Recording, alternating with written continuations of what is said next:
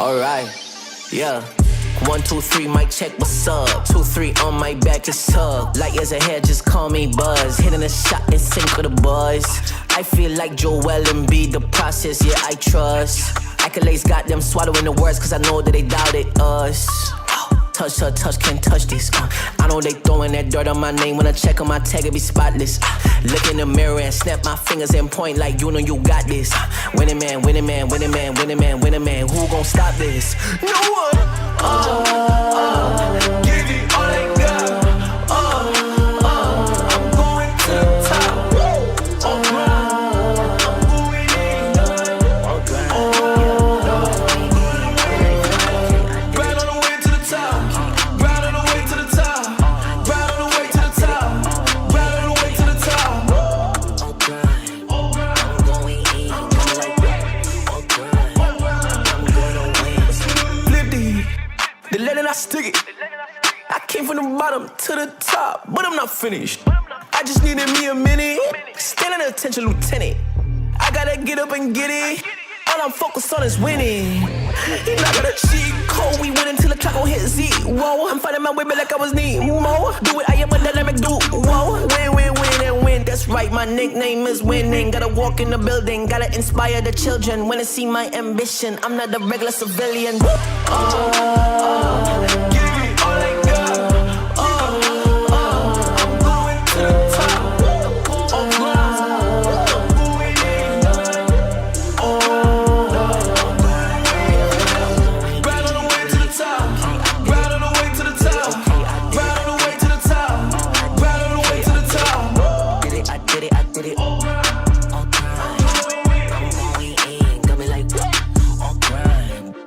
Gotta go up to the top, won't stop. I'm gonna be the man, yeah, I gotta cut a knot. Really haters really on me, tryna take my spot. But we go up, yeah, we never gon' drop.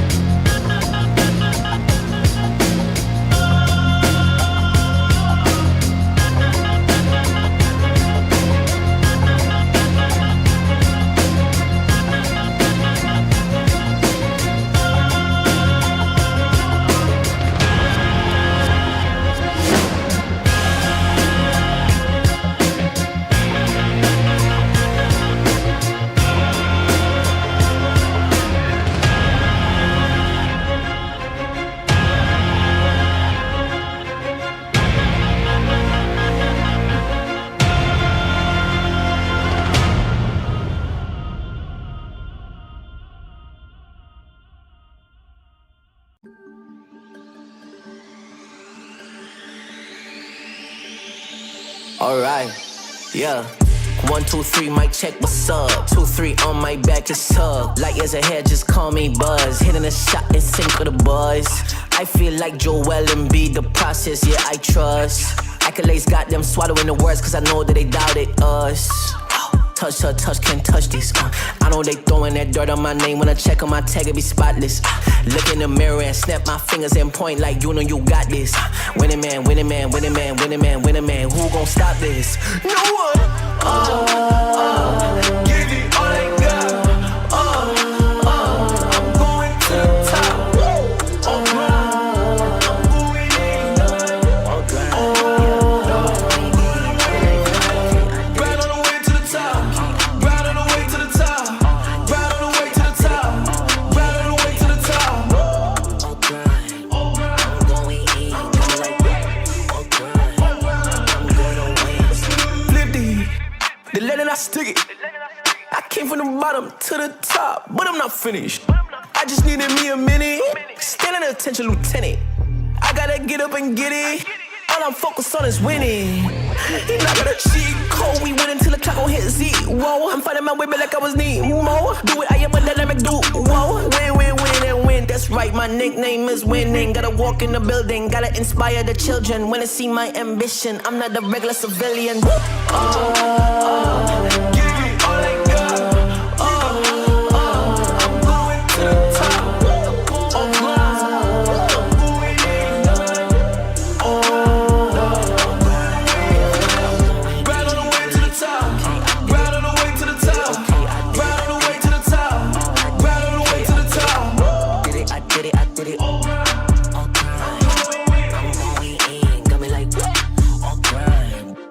Gotta go up to the top, won't stop. I'm gonna be the man, yeah, I gotta cut a knot. Haters really on me, tryna take my spot. But we go up, yeah, we never gon' drop.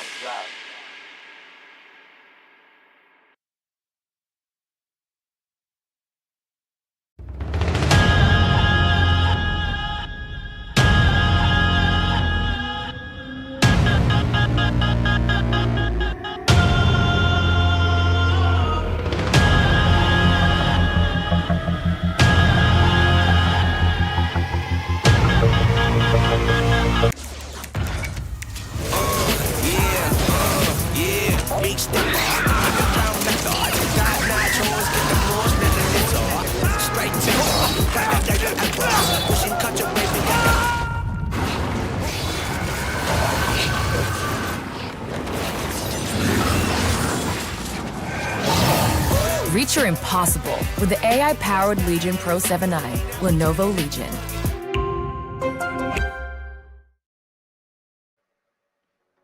Guys, welcome back to Lenovo and Intel presents India's Top Gamer featuring Mythpat, and this is the League of Legends tournament that's following Legends, and it's going to be a hype one. Today I am joined by the smiling face of Potato Monster. Potato Monster needs no introduction, has been in the scene for quite some time, was a player till the recent last tournament, but now has chosen the dark side, the better side, I think so, of the casting desk. Potato, what would you like to say to the people watching?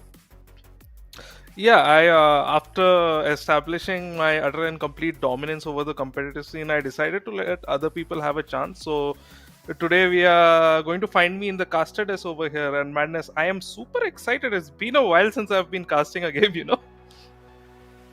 Yeah, it's going to be very fun. I always enjoy your company offline. Now I'm going to be live with you, because it's going to be a very good game. And we have a pretty good series on our hand. Mind you, guys, this is going to be the end part of the tournament that's being streamed right now. So you have your top 4 teams that were decided. They went into basically a double elimination bracket of playoffs over here. So we are going to be seeing, the top dogs. Unfortunately, though, we don't have SATL present because they had to forfeit the matches because of difference in timings over there. Basically, they could not end up playing, so we won't have SATL esports in this. But without further ado, Potato, take us through a bit of this prize pool over here. It's quite some money. Yeah, quite a bit of a prize pool over here, especially for like this event we have here. And the first place, a pretty solid 50k to whoever manages to take it all away. And with SATL out, as you said, that a lot of teams are looking to really get their paws on that, right? But there's also the second and third place prize of 30k and 20k respectively, and we are already down to the top 3 in this tournament. So no matter what happens today, tomorrow, and on the day of the grand finals, people are going to walk away with quite a bit of change in their pockets. Yeah, and that's, like you're saying, money has been locked in no matter what. We're just taking a look at that upper bracket, the double elimination brackets that I was talking about. Egoist, unfortunately, the team that did go through because as it was backed out, ended up going down to Kakao 3-0 in the upper bracket semifinals. Revenants fell down 3-1 against Old Gods. It looked like maybe Revenants could have maybe come up, but unfortunately could not do much. They found themselves against Egoist in the lower brackets, which happened yesterday, round 1, and Revenants came out on top. So you already have your top 3 teams, like Potato was saying, they've locked in their money, and now Revenants will be playing whoever ends up losing today, because today is the upper bracket final between the Kakao Gaming and Old Gods, and then the grand finals will be on Sunday. Sunday. So like you said, SETL Esports out of the competition, everybody is eyeing that top prize for themselves. There's a lot of hectic competition between them, and this is pretty much the top 3 teams except for SETL right now that we have in the scene. And that's how you can see it in today's matchup: Old Gods versus Kakao Gaming. Old Gods, the previous tournament known as Syndicate, with slight adjustments here and there, and then Kakao Gaming, I think needs no further introduction, definitely have locked themselves in as the second best team, maybe slightly behind SETL Esports. And I think they are going to be in for series for this matchup. And we know there's like a lot of competition between them. These players know themselves quite a bit. I'm going to put you a bit on the spot, Potato. I know you've written in the comments already, but any predictions from your side going into the series? That wasn't me in the comments. My prediction is 3-0 for Kakao Gaming. Kakao Gaming is definitely, I feel, especially with SATL kind of bowing out of this event here, I think Kakao is strongly primed to take it all. And I do feel like the other teams are going to be looking to trying and taking that prize away from them. But I think what is expected at the moment, given previous events and general standings, I think Kakao Gaming should be the one who quite easily wins this. That is what I am expecting, at least. Makes complete sense. And a bit of change, because technically in the last competition these teams played in, Revenants technically came third and Old Gods, then known as Syndicate, came in fourth. But it's been a bit of a role reversal, right? Anything to say about that, given that you are the man that's been missing from the squad? If you guys don't know, Potato Monster was the ADC for Revenants at the time. He's been substituted with Eisen coming into the picture. But I think this is a bit of a change, because we didn't expect it to be that much of a difference now coming in between these two teams, because Old Gods took it in pretty good fashion against the team. 3-1 is a very good series, especially against a team like Revenants. Yeah, if you look at the standings from Legend Ascend, it was kind of, I think most people, even me included, we were expecting Revenants to kind of take away that series from Old Gods, but instead we have a complete reversal of that somehow. And of course, both teams have had some roster changes. We have Eisen replacing me in Revenants, and Hallucination has come in as the new supports for Old Gods, formerly known as Syndicate. So it seems like maybe Revenants need some more time to get adjusted to the new lineup, or they were missing a couple of key players during the series. So Ezian, their main jungler, was not present. Eisen also, I think, was a bit under the weather, so they were struggling a bit there. But I think the general expectation was at the end of the day that Revenants would come out on top. But that means that we already have an upset in this tournament, Madness.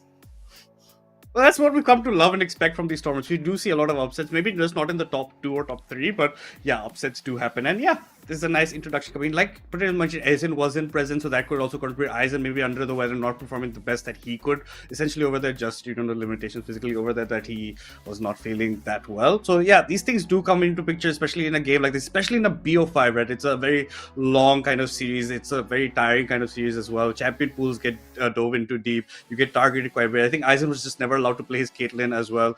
And like speaking about targeted bans, your Tristana gets banned out all the time, your Smolder gets banned out all the time. So do you think in this matchup between these two teams there's any person that they'll be targeting? I think it's hard to say, but I do expect a couple of bans being targeted at Harambe, as we usually see. On the other side, on Kakao, generally they have quite open champion pools, so I don't know if target banning would actually do anything there. Yeah. And with that being said, guys, we are going to take a very short break before we jump into this upper bracket finals.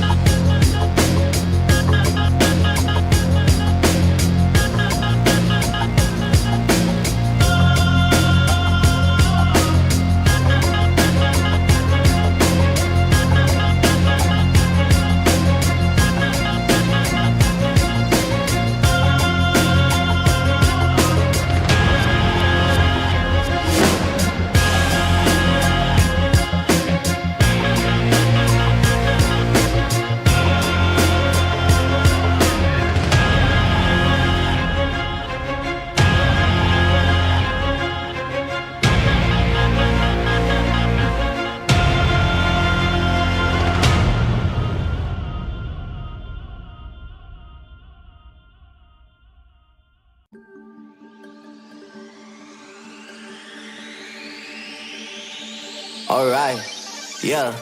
1, 2, 3, mic check, what's up? 2, 3 on my back, it's up. Light years ahead, just call me Buzz. Hitting a shot in sync with the boys.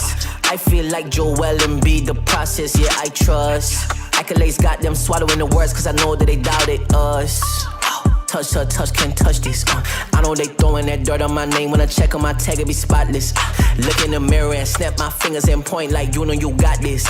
Winning man, winning man, winning man, winning man, winning man. Who gon' stop this? No one.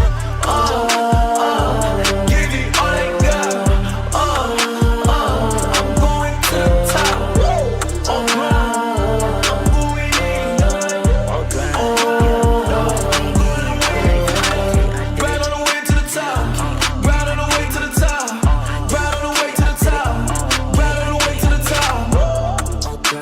I'm going in. Flip the letter I stick it. I came from the bottom to the top, but I'm not finished. I just needed me a minute. Standing attention, lieutenant. I gotta get up and get it. All I'm focused on is winning. He not gonna cheat code. We win until the clock gon' hit Z. Whoa, I'm fighting my way back like I was Nemo. Do it, I am a dynamic dude. Whoa, win, win, win, and win. That's right, my nickname is winning. Gotta walk in the building, gotta inspire the children. When they see my ambition, I'm not a regular civilian. Give it all I got. I'm going to the top. I'm moving in. Right on the way to the top. Right on the way to the top. Right on the way to the top. Right on the way to the top. Did it, I did it, I did it. I'm going in. Got me like, woo! Gotta go up to the top, won't stop. I'm gonna be the man, yeah, I gotta cut the knot. Haters really on me, tryna take my spot. But we go up, yeah, we never gon' drop.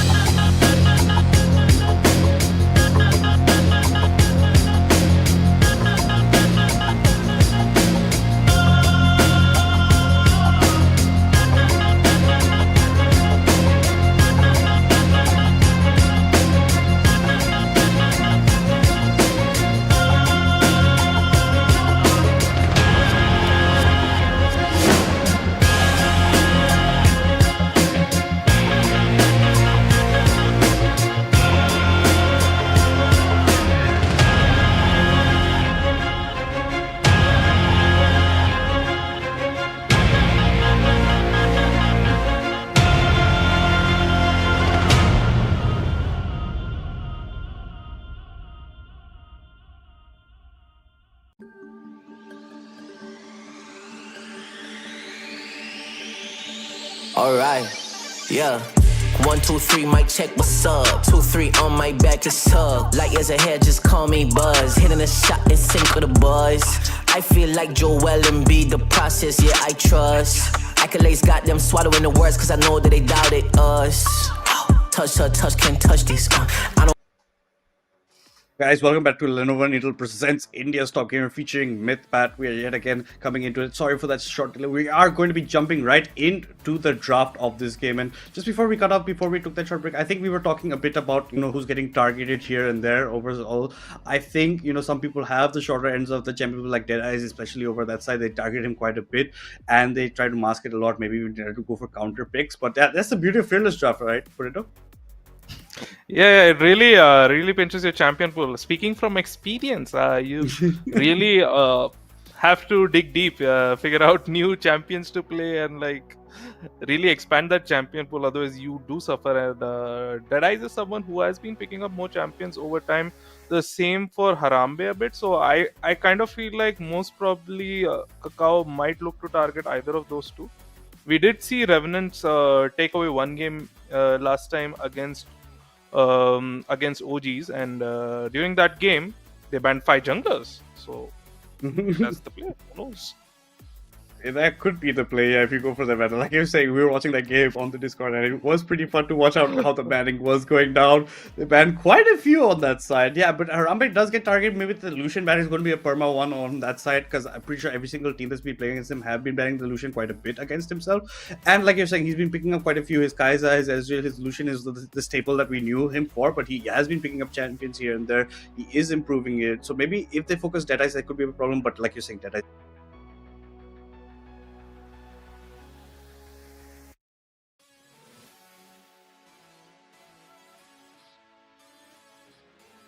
We were talking about gets banned away from Harambe, and then you can see Hue also gets banned out as we continue on. Yeah, it's going to be an Ezreal ban. This is pretty much as expected. Harambe's former one trick Ezreal getting banned. We see the Hue ban in response, so they're respecting W's Hue a lot. That champion is honestly quite a menace in team fights, and honestly get great takeaway. We see the Nami ban, so I feel like this might be maybe an indirect attempt to deny Lucian Nami or Lucian Milio. Yeah, I think so. That's not a bad way to go about it. You just ban out the Nami, you ban out the Lucian as well. You can ban it just comes with the dirty. And the Ambessa ban against Zuko coming in with a buy against Dead Corporal. Not sure you want to be targeting DC that much, because like we said, DC has one of the wider pools over here. You might want to target somewhere else to go for some, because even if you ban this out, he has the Xinjiao, he has his J4, he has quite a bit. He has his Diana especially as well. That's still coming up. That allows W to play his AD mids that he likes to play with, like his Talon or his Yone that he is known for. But with that being said, it is Kakao on the blue side. They will be getting their first pick. Even with the Nocturne ban, they're just going to be locking in that Orianna blind for W in the mid lane. Yeah, that's an interesting Orianna lock-in. We see YN Nocturne already banned, so I assume OG was trying to, deny some sort of Orianna synergy, but there's still a lot of champions that can be played with the Orianna. J4, for example, is open, and a very smart move by OG. They identify that and immediately pick up the J4, and it's going to be a Lucian pick to follow that up. Lucian pick Harambe is like, you take my Nami away, I have a Braum, I have a couple of other options that I'm going to be pairing up this Lucian with. He has no problem. And yes, Deadies picks up a J for one of the champions that he does also like to play alongside that Xinjiao quite a bit. He's also known quite a bit for his defeat. We have to see further along into the series. Also, a good chase that we haven't mentioned, God Loki, who's technically the substitute for Old Gods, will be filling in for the mid lane. Usually when we've seen him substitute in, he's been playing instead of Harambe in the bot side, but this is the first time we're going to get to see Loki in the mid lane today, and looks like a Rakan pickup. It's going to be a Xayah pair up as well. Xayah has that, feathers fly, allows her to jump out of, some tricky scenarios, especially with the Cataclysm coming on. But let's see what they actually end up going for. Very interesting. You're just going to be blind picking your Rakan. Essentially, this it does give you good engage as well as disengage.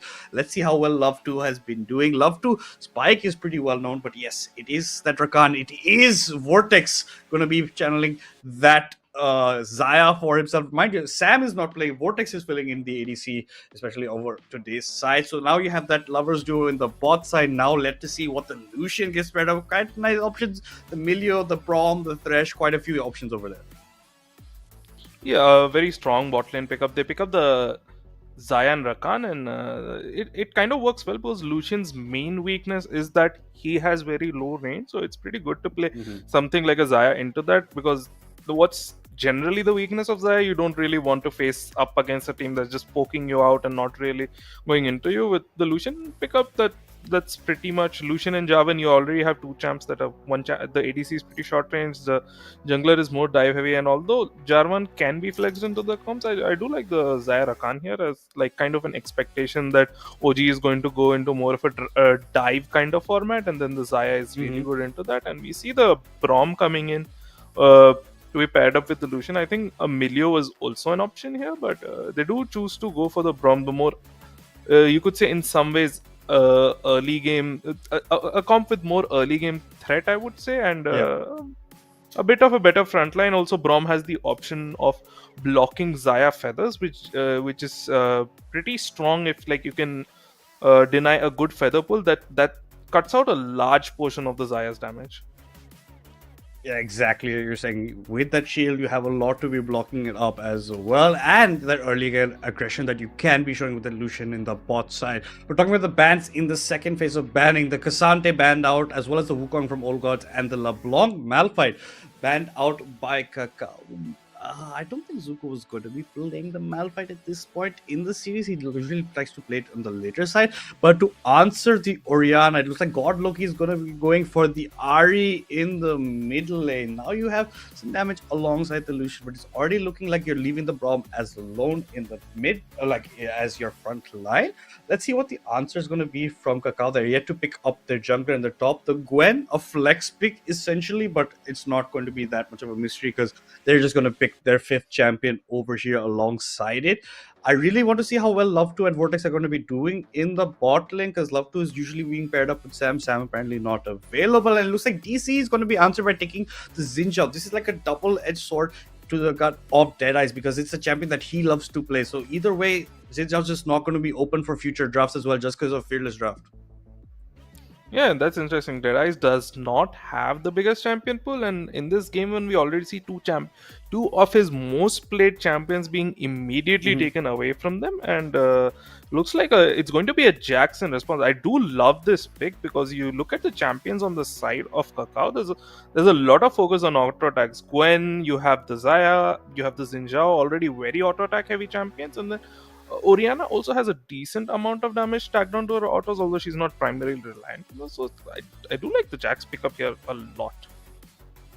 Yeah, the Counter Strike is going to help out quite a bit in these team fights for Zuko. Not always had the best performance on the Jax in the top side, but now he's against Copy as well. Two of the Mammoths in the top side. Copy known as one of the best top laners in the region currently, the way he plays it, and Kakao Gaming has been known to switch roles later on in the series. We're yet to see it. We didn't get to see that much during the previous tournament that they played, but that's always open for the books. I'm also interested to see how W is going to do against Loki technically on his off role, given that he's an ADC main. So that will also be an interesting matchup to be seeing between them, with the Orianna and the RE combos going in between that side. And with the Orianna ball on the Xinjiao, if he is in, you can also use it depending on you can put it on the Rakan as well. So you have options for going for your shockwaves as well.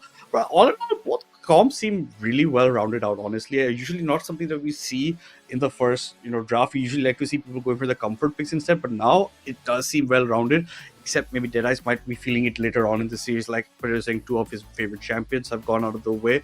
And Harambe, see, the problem sometimes with Harambe is that he feels like he has too much pressure to carry his team in these matchups later on, so he tries to go for those very short percentages of types of where you can get kills. He just tries to edge it forward as much as he can and tries. Sometimes it's like a 50-50 sometimes for him in those. If he gets them, he does snowball. If he doesn't, he does fall a bit behind. And he likes to play in this kind of a playstyle where he'll take any single chance he's given. So that can be something that Kakao can be trying to bait out against him and maybe make him fall into the trap. But other than that, I think Harambe and Helu will be looking to be establishing their dominance in the bot side. Yeah, Lucian, obviously it's a champion Harambe doesn't usually get to play a lot. It's generally, I would say it's the most banned champion against him, even over the SDL. But Kakao, it seems like Kakao had a plan going into this draft and they wanted him to pick the Lucian. That's what it looks like to me.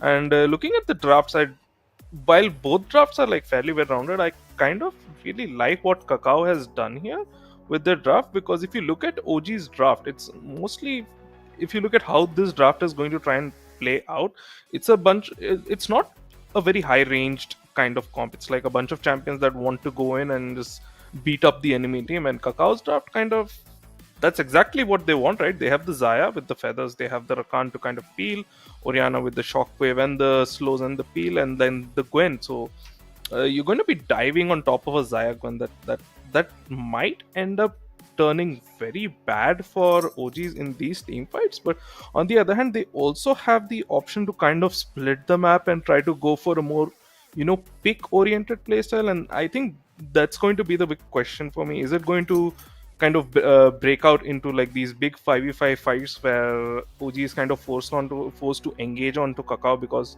they have like maybe better position on objectives, or just that's just how the fight plays out. So I think in those cases Kakao's comp is going to be very strong against OGs. On the other hand, if it's kind of a situation where the map is split up a lot, I think with the RE Jarvan they have the potential to really get a lot of picks out and kind of snowball their lead and play mostly with a man advantage. So I think that's generally what OG is going to be looking to do, and it's honestly quite interesting to see because OG, it feels like, has improved their drafting a lot coming in from Legends and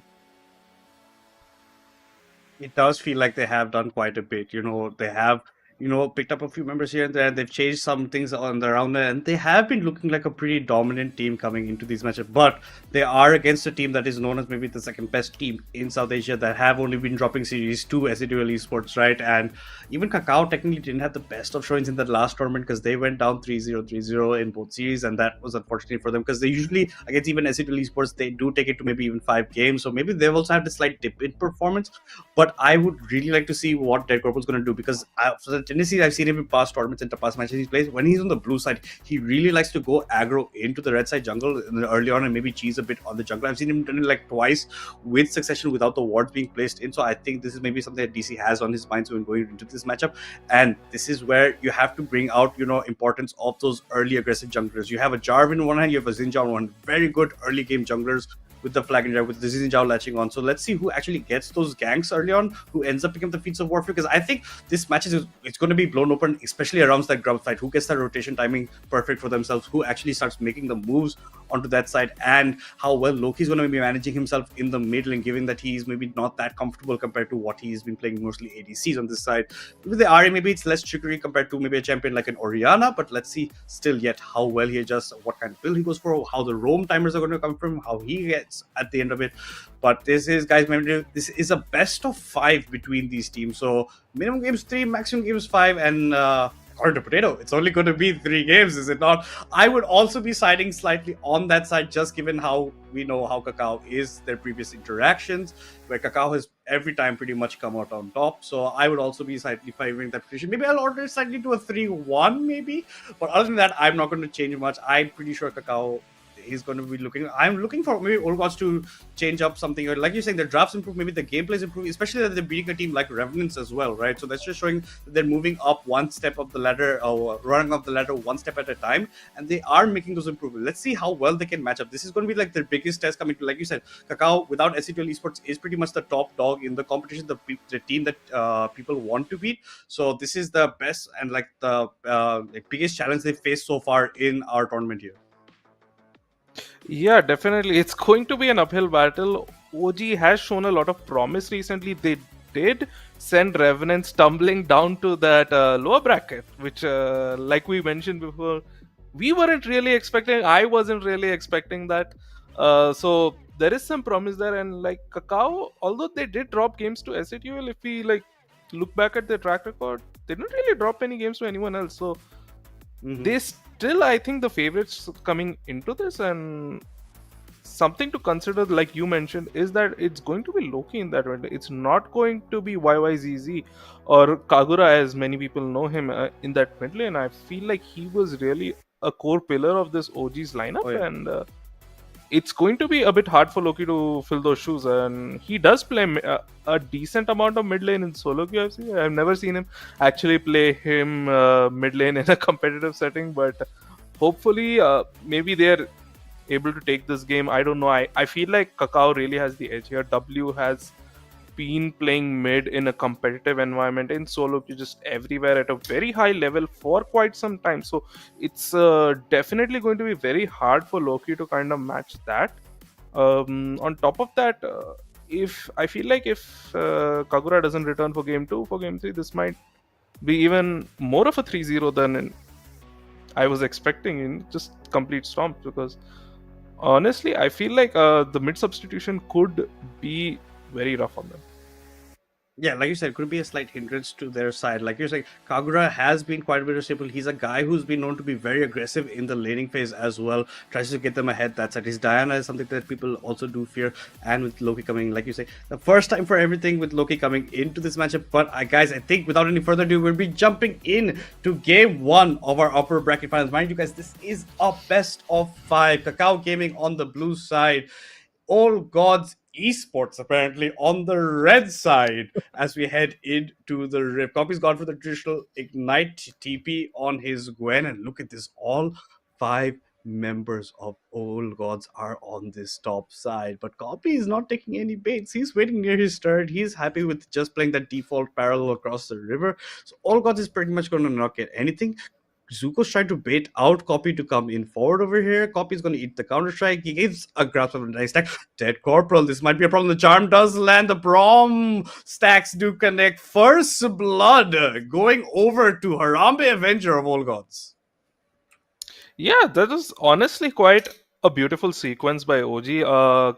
Crown walks up to the tribe to the third brush in the top lane. He knows that he has his team behind him, so as long as like he doesn't run into 5 members, which was a bit of a risk. It was a possibility that he could have run into 5 members, so a bit risky there, but he chooses to take that risk, finds Copy in the brush. DC decides to move over, thinks maybe this Jax is alone, maybe I can get a free pick here, walks into the pixel brush, and boom, Braum passive.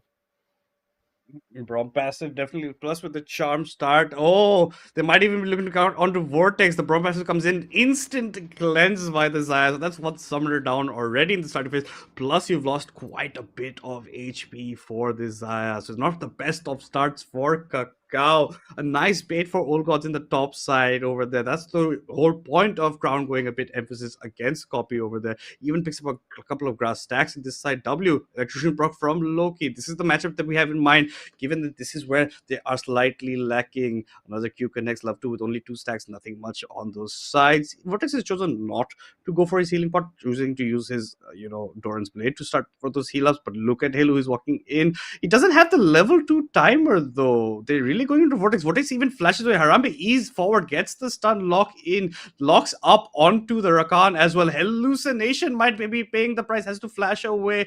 No flash available for Vortex. Love 2 might be even doing in help pops, getting popped by the Braum. Love 2 has to jump away from the. It's already an action-packed start to this game over here, Pereira. Yeah, and this is exactly what I was expecting in the bot lane. Tons of action, tons of trading, and I would say that OG Esports is going to be the one coming out on top. Lucian does have both his sums available, so that's something important to consider here. It is definitely Dead Corporal is looking to maybe get stunned up. The flag and track gets flashed away by DC, and instead they're turning it on to Deadeye. Deadeye falls down, so does Dead Corporal. Now it looks like Harambe Venture might go down. Barrier pop, flash pop, one more auto would be enough. Love 2 flashes forward. No, he stumbles back. The auto gets cancelled, but with the knockup, he actually gets the kill. Over here, Zuko's gone for a roam mid side, gets the flash away from W. So it's 2 kills to 2 kills. Next kill is Feats of Warfare for either team.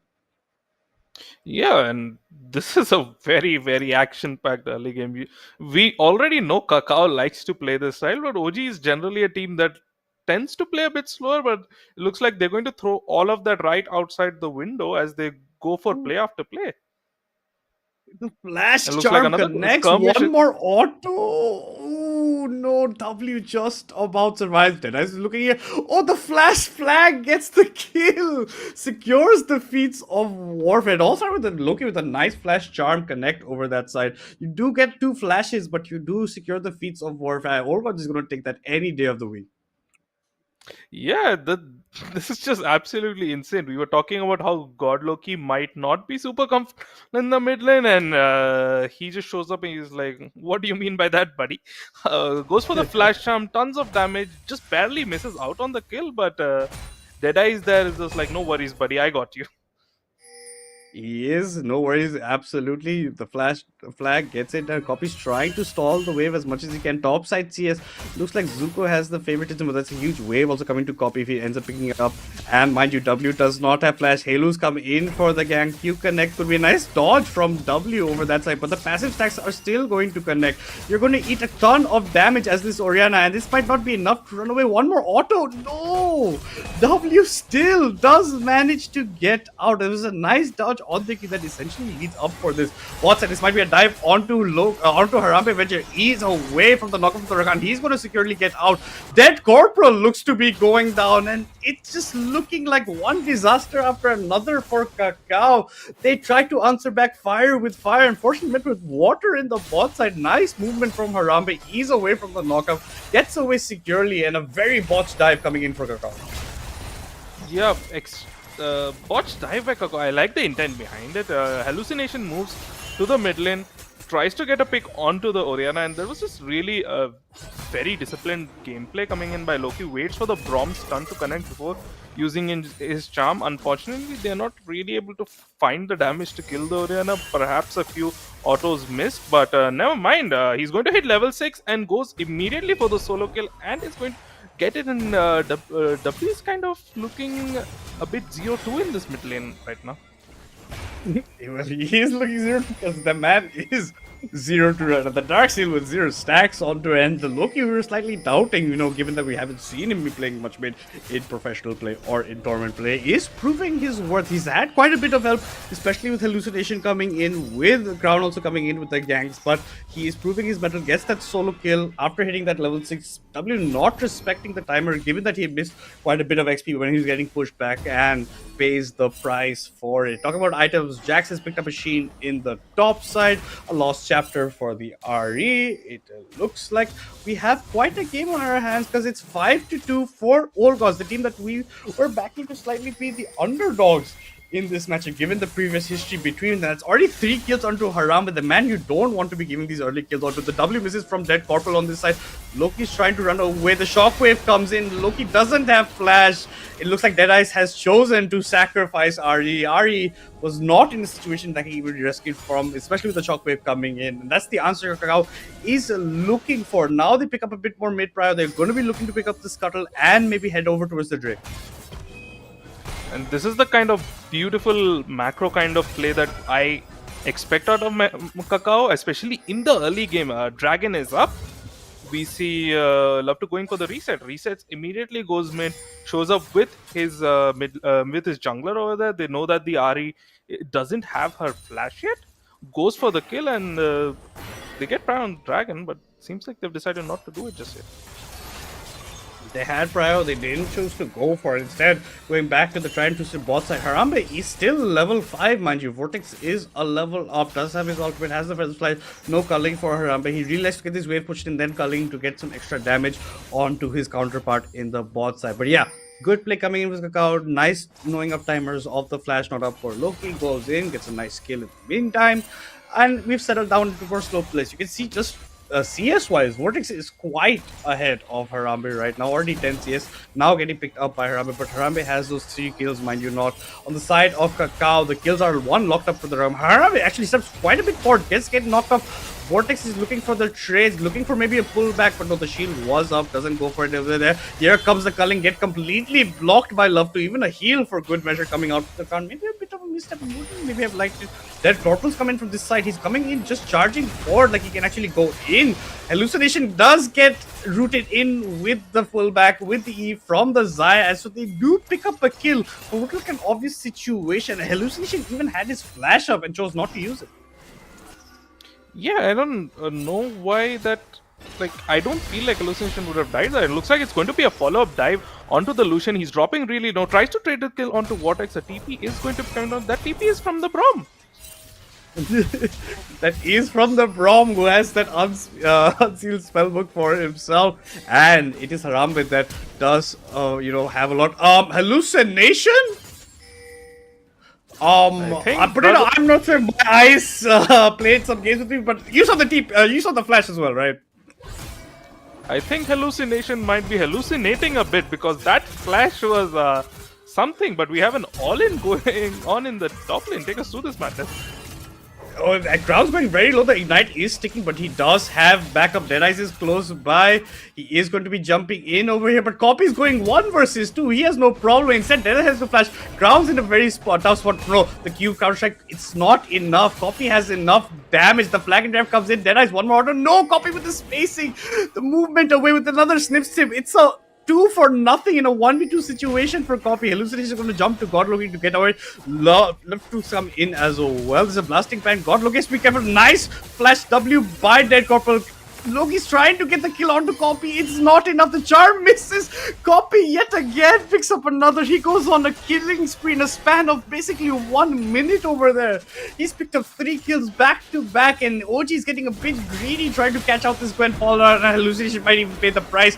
He's getting locked underneath his threat. They have to juggle the aggro nicely. The good ultimate comes in. You're going to get the kill onto Love Twitch. It's a 1-for-1. But it's a shutdown that goes over to a Braum while Xinjiao picks up another kill. So that's Kakao going to be taking that any day of the week. And this is what makes Kakao so deadly. In this early game, you drop 1 kill and suddenly it turns into 2 kills. 3 seconds later, it's 3 kills, and then another like 5 seconds later, you're getting dove and you give another kill. These games can turn so fast when you're playing against a team as aggressive as Kakao. Oh, but Harame might be looking to get locked up over here. He just about will get away. The feathers do fly. It's enough to secure the kill for Vortex. He does pick up a kill. The locket was also used. I don't think that was just that, is it? But yeah, you pick up a kill. Vortex. Harambe just not respecting that he's in a 1v2 on the side against a Zaire Khan especially.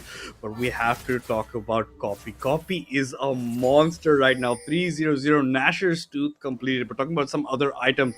An Essence Reaver for both the ADCs. The RD's just a bit away from the Malignant. You have the Fitted Ashes for the Orianna right now. Both junglers are... Oh, wait, it looks like Xinjiao does have the Sundra Sky. So Jarvan slightly behind in pacing, even though he's ahead up in camps. But what started as a 5 kills to 2 for OGs, like Potato said, you give them 1 kill, Kakao runs away with it. They're 10 to 6 right now. But in the meantime, in the mid lane, a nice shockwave with the W, but Loki does have his ultimate, does have the Spirit Rush, will get out of that situation. Shockwave has been used, mind you, won't be available for the team fight, but Loki does have TP very soon. They should take this advantage for themselves. Lucian is close by, is trying to spot out any danger for his team. It's a 3 versus 3 situation. OG is very rightfully so are paying to back. They cannot contest it, so this Drake will be going over to the hands of Kakao. Yeah, and that's going to be Drake for Kakao. The feats are still on the table. I feel like the tower probably goes to Kakao, given the situation in the top lane. It's going to be really rough. We were talking about how this Jax is going to be such an amazing pick into the very auto-heavy draft that Kakao has. But you know something else about Jax? Hey, buddy, he's not really good when he's behind. And this Jax is looking pretty behind. He's up against a 3-0 Gwen. Yeah, he is against the 0-3 Gwen. It's not just basically his fault, it's also the fault of how he's getting back up. Like, Zuko was going to die, I think you just leave him at that point. Then only getting his one, but hold that thought with both sides. Dead is close by. Here comes the ultimate from the Braum with the slope. The flag and drag does connect, but here comes Dead Corporal as well. The feathers do fly. Easy picks up his 5th kill. Deadice, there is nowhere this Jarvan 4 can go. He ends up going down as well. That kill goes to the Zaya, who is now also 3-0-4, and this is Kakao Gaming snowballing this game quite a bit. And yeah, Jax behind can't do much. A Lucian, who was 3-0 at one point, is also 3-3 right now. First turret also be looking to be picked up by Kakao in the bot side. They're trying to get as many plating as they can, but in the span of a few minutes, it has been blown wide open. It's been 13 minutes and we already have 8 kills on the board. Yeah, and Kakao is just taking that bit of a misplay on the top side. One mistake, and boom, suddenly the game has completely flipped on its head. We have the Lucian, who was 3-1, is now 3-3. Vortex right now is 3-0 instead. He is, I believe, ahead in gold as well. So, this is almost a 4K lead for Kakao. It's only 13 minutes into the game, and seems like they just know where OG is at every single point in the game. And interesting ult. Interesting, very all fine Loki. W had to flash because he's running away. Loki's going to use the rest of his spirit to run. A nice shockwave on Dead Corporal is going to force Loki to see the grey screen.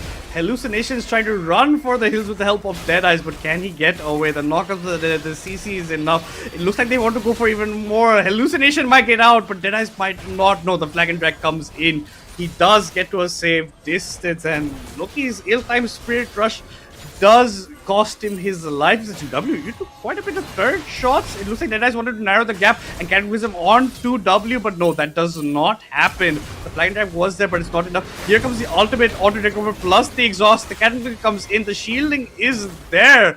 That's going to be Dead Corporal going down. A good shutdown getting picked up as well. And a couple of CS. We have some rotations coming in, but Copy is going to be hitting away at this turret quite a bit for himself. Going to be backing away now, knows that the resets have come in. They're going to go bot side, but yet again top side a bit too aggro from them. They went a bit too deep, and yeah, Dead Corporal pays the price for it. Yeah, and I feel like, man, this is what I was talking about during the loading screen, right? Kakao Gaming comp really wants people to run into them, and that's what OG has been giving them.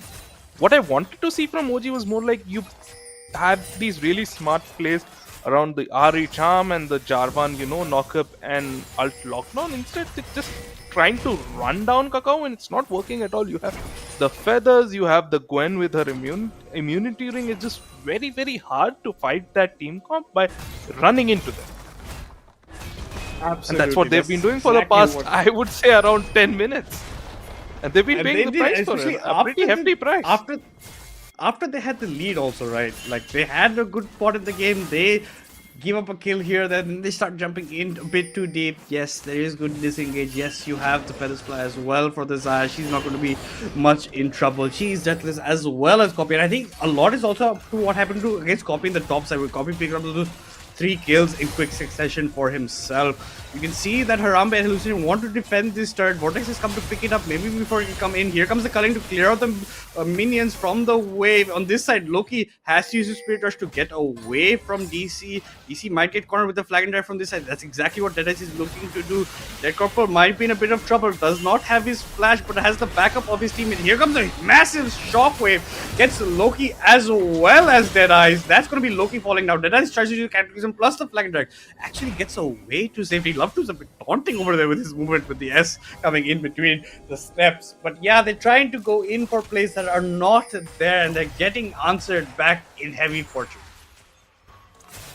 Yeah, it's just a really rough spot for OG, because this team comp is not designed to scale into the late game. Yes, you have the Jax who kind of scales, well, not kind of, he scales pretty well, but that's it. You have the Jax, the Gwen scales equally well, if not better. You have J4 is going to fall off. I mean, so does Zinja, but Zinja here is, in this comp, is not a carry, right? He's just there, he's going to jump in, he's going to press R, spin around and just be very, very annoying. And on the other hand, you have the Orianna, Zaya and Gwen just whacking away at you. On the other hand, what you have an RE. The champion is going to fall off so hard after the mid-game. Lucian, again, mid-game champion, is going to fall off really hard. But we are in the mid-game right now, and they are really behind. This is really rough for OG, and I think they really need to be praying for a big throw from Kakao, which we have seen Kakao do before. So they're going to be praying for a really big throw from Kakao, maybe like a big throw around Baron or something. They need a really big play to kind of just propel themselves back into this game, because they're completely out of the driver's seat right now. Yeah, it's 4.5k advantage in gold also for Kakao, and they're in a very nice spot the way it looks for themselves. Copy, nobody can pretty much answer the Copy in the side lane. Loki's trying, he uses the charm, uses the Spirit Rush to get his distance. So ultimates get exchanged, Loki even emotes, but that might not be enough. Jax might be in a tough spot. Here comes the Shockwave, here comes the Rakan ultimate as well. The counter strike is there, but is it enough? Actually, it is. Crown gets away, does ward jump at that point, gets out of it. Dead Eyes was close by. Dead Corporal goes in over here. He's against a couple of members. Harambe is trying to keep his distance. Here comes the culling as well. You have Loki with the damage at this side, but it might not be enough. The Dead Corporal is still a monster. Harambe is trying to hit away this side, but finally the W from the RE gets the kill onto DC. It was a bit of an ambitious play. He almost got Dead Corporal. Flash forward by W. One more auto is enough to secure the kill. There's a keep in the bot side, but Copy does not mind. He's just going to go for this turret. Gets 750 gold, but no, he doesn't even get that. And that's a good amount of shutdown going over to Crown, who is already far behind. Meantime, W picks up the kill on Nation, who is just left alone. Yeah, I see what you're doing there, Kakao. Kakao is having a little bit of fun. DC just casually jumping into 1 versus 3, and yeah, that's pretty interesting. Kakao, I think, is just having a bit of fun. They feel like they have the goal lead to do so, and honestly, they kind of do. Looking at the Zinjo jumps into 3 people, presses R. He's taking damage, but he's not taking enough damage. He's just healing it all back up and stays alive for quite some time. W is able to rotate over to mid lane, flashes forward and autos the Lucian twice for a really nice kill. But yeah, Copy giving up his shot on the bot lane is a bit sussy, but it's alright. It's still what, a 5k goal lead, 5.5k goal lead there. Kakao is strongly in the driver's seat still. Yeah, definitely. And with that, Rift Trail picked up the feats of strength, also get locked in for Kakao Gaming right now. There's a TP in the bot side for the Oriana to try and match Crown. That side, Atakan has also spawned, so that should be in people's mind. Deadeyes with the flag and drag, which was already read by Kakao's members. And once you jump in, Kakao's not going to let you go out that easily. And this side, you can see Love2 just running for the hills, but it's a very scattered fight. A lot comes in. The Shockwave does connect on Harambe Avenger, but it's not enough damage. Crown's getting focused by the pick. Crown ends up going down. But now, who is there to stop the rest of Kakao Gaming? Crown is out of the picture. 4 members out of the picture. Loki's trying to juke his way to get to safety, but it's an ace coming in for Kakao Gaming over here. They have lost 3 members. They pick up an ace and will definitely keep picking up the Atakan for themselves as well. Yeah, and looks like they're going to start by stealing some of the jungle of OG, but at this point, Kakao is just so far ahead that they don't even really care about what their comp does, right? So they just ran into OGs there. Like, oh, our comp is better when people run into us. Who cares? We run into them. We have a 5k, 6k goal lead. We win anyway, and that's exactly what they do. And as you said, it's going to be pretty much a free Atakan, no contest here. They win the team fight. They're going to get the Atakan. This lead is just completely spiraling out of control, and we are slowly moving towards the later stages of the mid game. Copy is going to go for a very casual 1v2, it seems, and Charm connects onto the Oriana. It seems that OG is going to be survived this little skirmish over here with no lives lost. They're going to be thanking their stars for that, but yeah, the goal lead at this point is just too much madness. We are approaching the late game, and as we approach the late game, the champions on the side of OG are going to start really falling off. The Ari, the Lucian, these champions do not really want to be playing like a 30, 35, 40 minute game at all, and they're already out of time. They are out of time. In the mid-game stage, they weren't even strong enough to contest. Every single fight they're going for, Kakao is coming out on top. They think they have the advantage, but like you say, Kakao wants them to run into them. Kakao takes advantage of it. The last fight, they just dominated pretty much. They will be picking up the Chem. Drake puts them on get like Soul Point, but I don't think they're even going to wait for the Soul Drake. DC's on the top side. He's going to be doing his own casual 1v2. Crown has enough damage right now, maybe with the Trinity Force as well. Deadeyes is coming in, but it's very late into this fight. Dead Corporal is trying to survive. He's got so much time right now. He even gets almost the kill onto Hallucination. Just about survives that skirmish. But that was a 1v3, mind you. And already look at HP bars off Crown as well as Hallucination.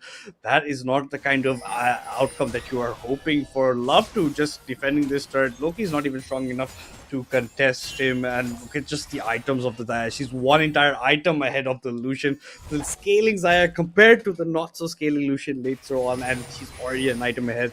This is pretty looking dire, and that's a Navori's as well, right? So you're just going to get those resets on your abilities as you keep on fighting in these fights. Top side, Helu has got his retreat. Finally feels like he's in a safe spot to go for pace, but oh, I think Oriana has a different idea about this. Helu might not be looking at his screen.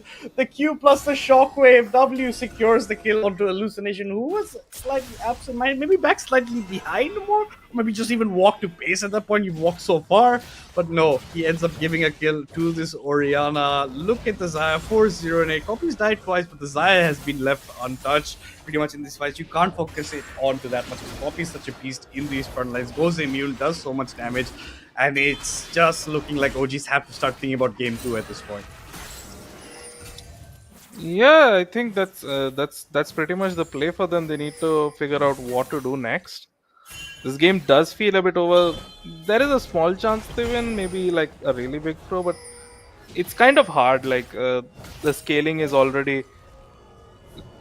You're getting completely outscaled right now. You're just praying for a huge misplay by Kakao, and like as we can see, the members of OG are struggling to kill DC in a 1 versus 3. And what do you do at that point?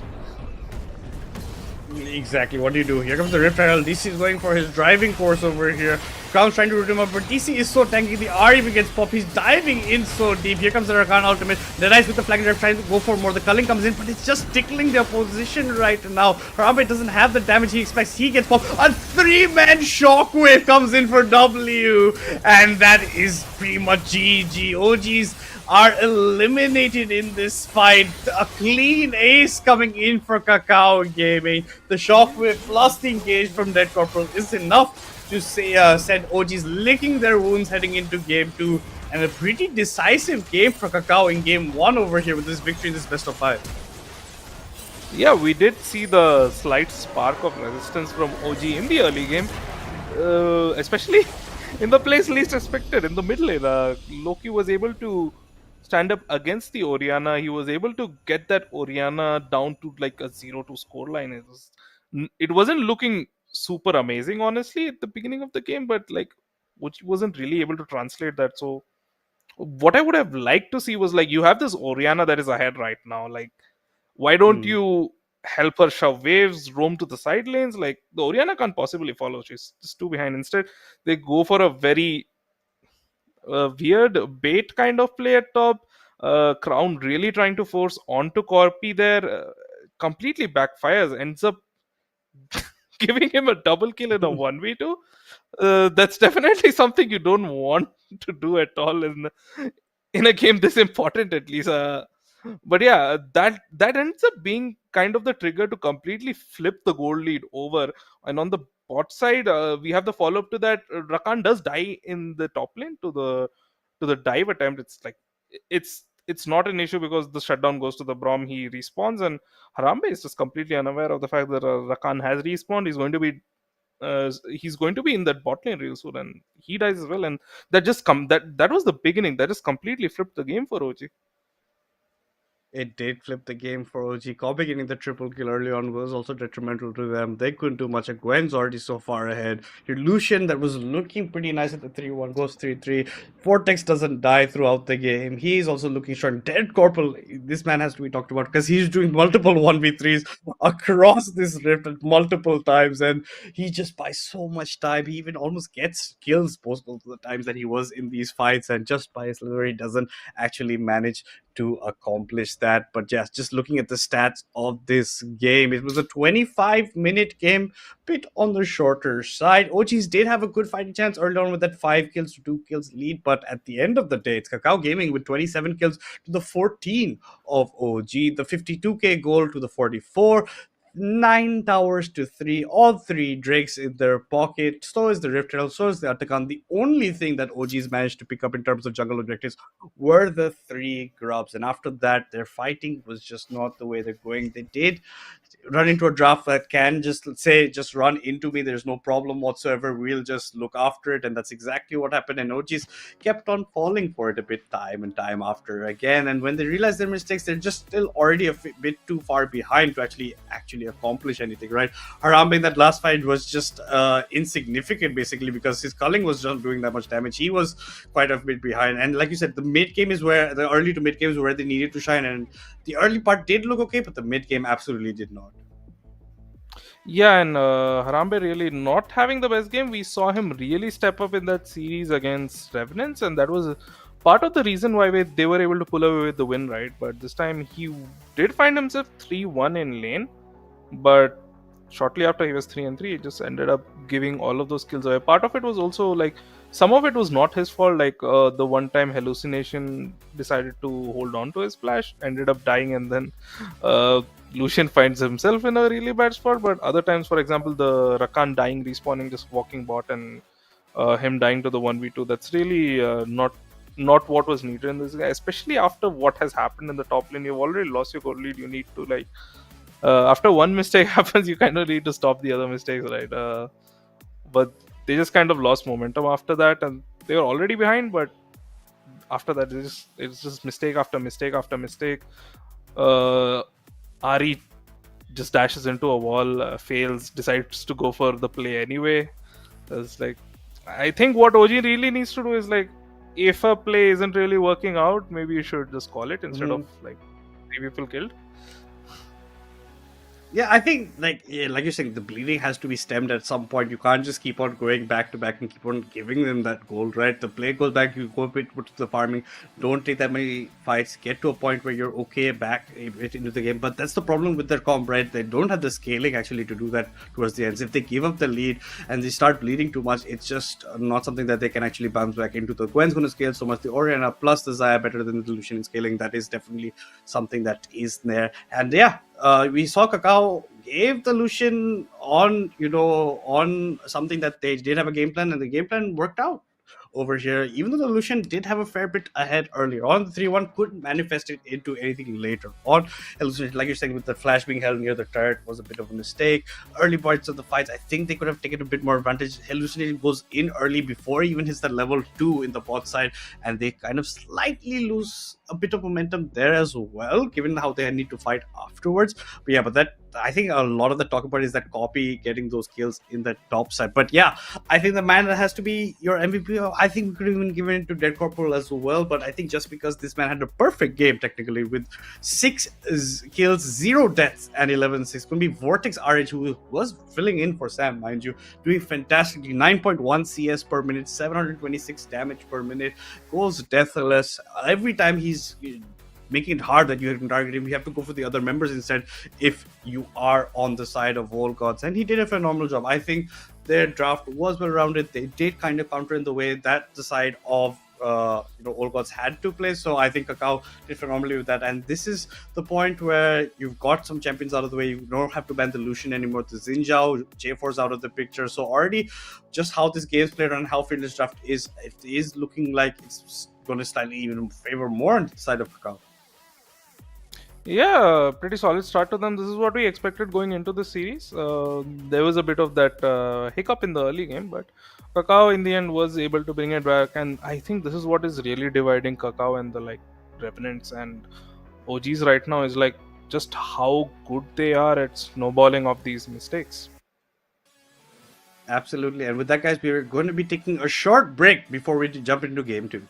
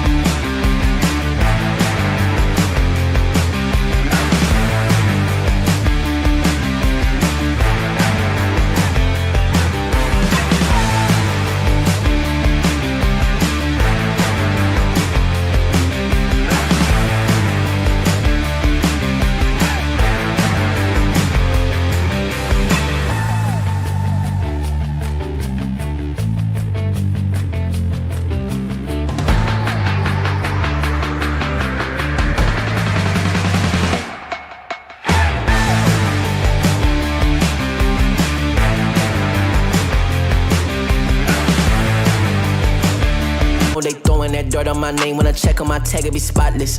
Look in the mirror and snap my fingers and point like you know you got this. Winning man, winning man, winning man, winning man, winning man. Who gon' stop this? No one. Give it all I got. I'm going to the top. On grind. I'm going in. On grind. Grind on the way to the top. Grind on the way to the top. Grind on the way to the top. Grind on the way to the top. On grind. I'm going in. I'm like on grind. I'm gonna win. Flip the letter I stick it. I came from the bottom to the top, but I'm not finished. I just needed me a minute. Standing attention, lieutenant. I gotta get up and get it. All I'm focused on is winning. He not gonna cheat code. We win until the clock gon' hit zero. I'm finding my way back like I was Nemo. Do it, I am a dynamic duo. Win, win, win, and win. That's right, my nickname is winning. Gotta walk in the building, gotta inspire the children. Wanna see my ambition. I'm not a regular civilian. Give it all I got. I'm going to the top. On grind. I'm going in. Grind on the way to the top. Grind on the way to the top. Grind on the way to the top. Grind on the way to the top. Did it, I did it, I did it. On grind. I'm going in. Got me like on grind. Woo! Gotta go up to the top, won't stop. I'm gonna be the man, yeah, I gotta cut a knot. Haters really on me, tryna take my spot. But we go up, yeah, we never gon' drop.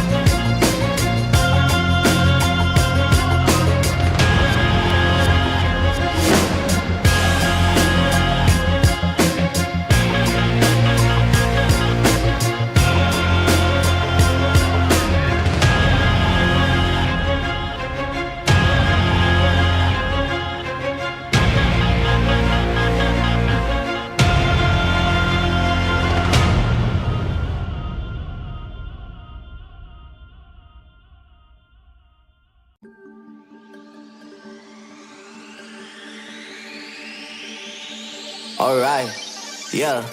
1, 2, 3, mic check, what's up? 2, 3 on my back, it's up. Light years ahead, just call me Buzz. Hitting a shot in sync with the buzz.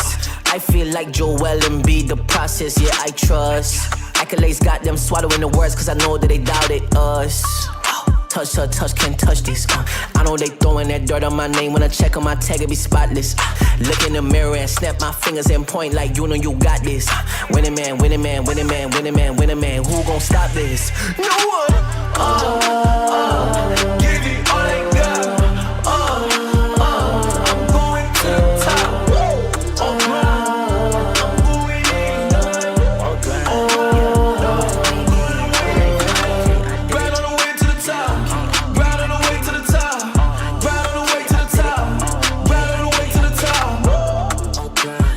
I'm going in. I'm like on grind. I'm gonna win. Flip the letter I stick it. I came from the bottom to the top, but I'm not finished. I just needed me a minute. Standing attention, lieutenant. I gotta get up and get it. All I'm focused on is winning. He not got a cheat code. We went until the clock gon' hit zero. I'm finding my way back like I was Nemo. Do it, I am a dynamic duo. Win, win, win, and win. That's right, my nickname is winning. Gotta walk in the building, gotta inspire the children. Wanna see my ambition, I'm not a regular civilian. Give me all I got.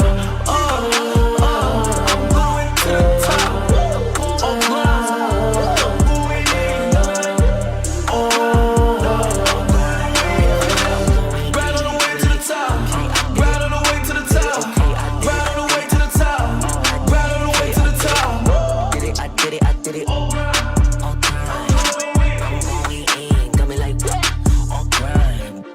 Gotta go up to the top, won't stop. I'm gonna be the man, yeah, I gotta cut the knot. Haters really on me, tryna take my spot. But we go up, yeah, we never gon' drop.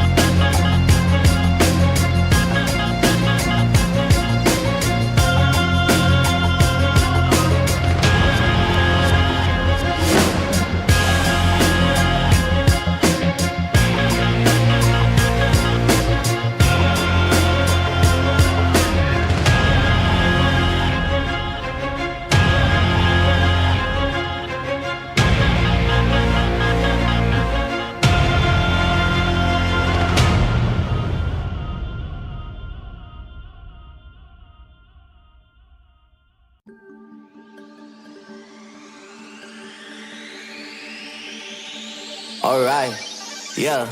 1, 2, 3, mic check, what's up? 2, 3 on my back, it's tug. Light years ahead, just call me Buzz. Hitting a shot in sync with the buzz. I feel like Joel Embiid, the process, yeah, I trust. Accolades got them swallowing the words, cause I know that they doubted us. Touch her, touch, can't touch this. I know they throwing that dirt on my name. When I check on my tag, it be spotless. Look in the mirror and snap my fingers and point like you know you got this. Winning man, winning man, winning man, winning man, winning man. Who gon' stop this? No one. Give me all I got.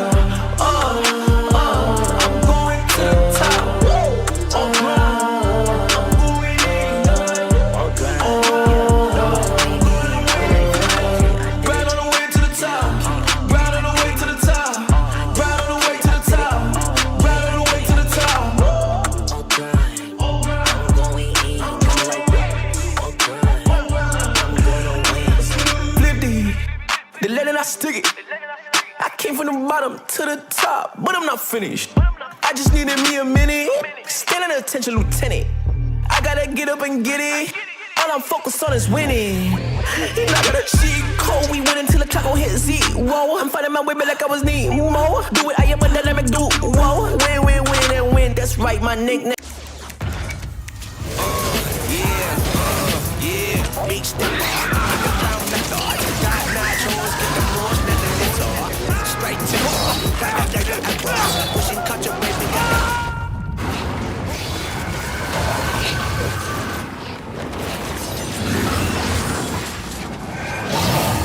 Reach your impossible with the AI-powered Legion Pro 7i, Lenovo Legion.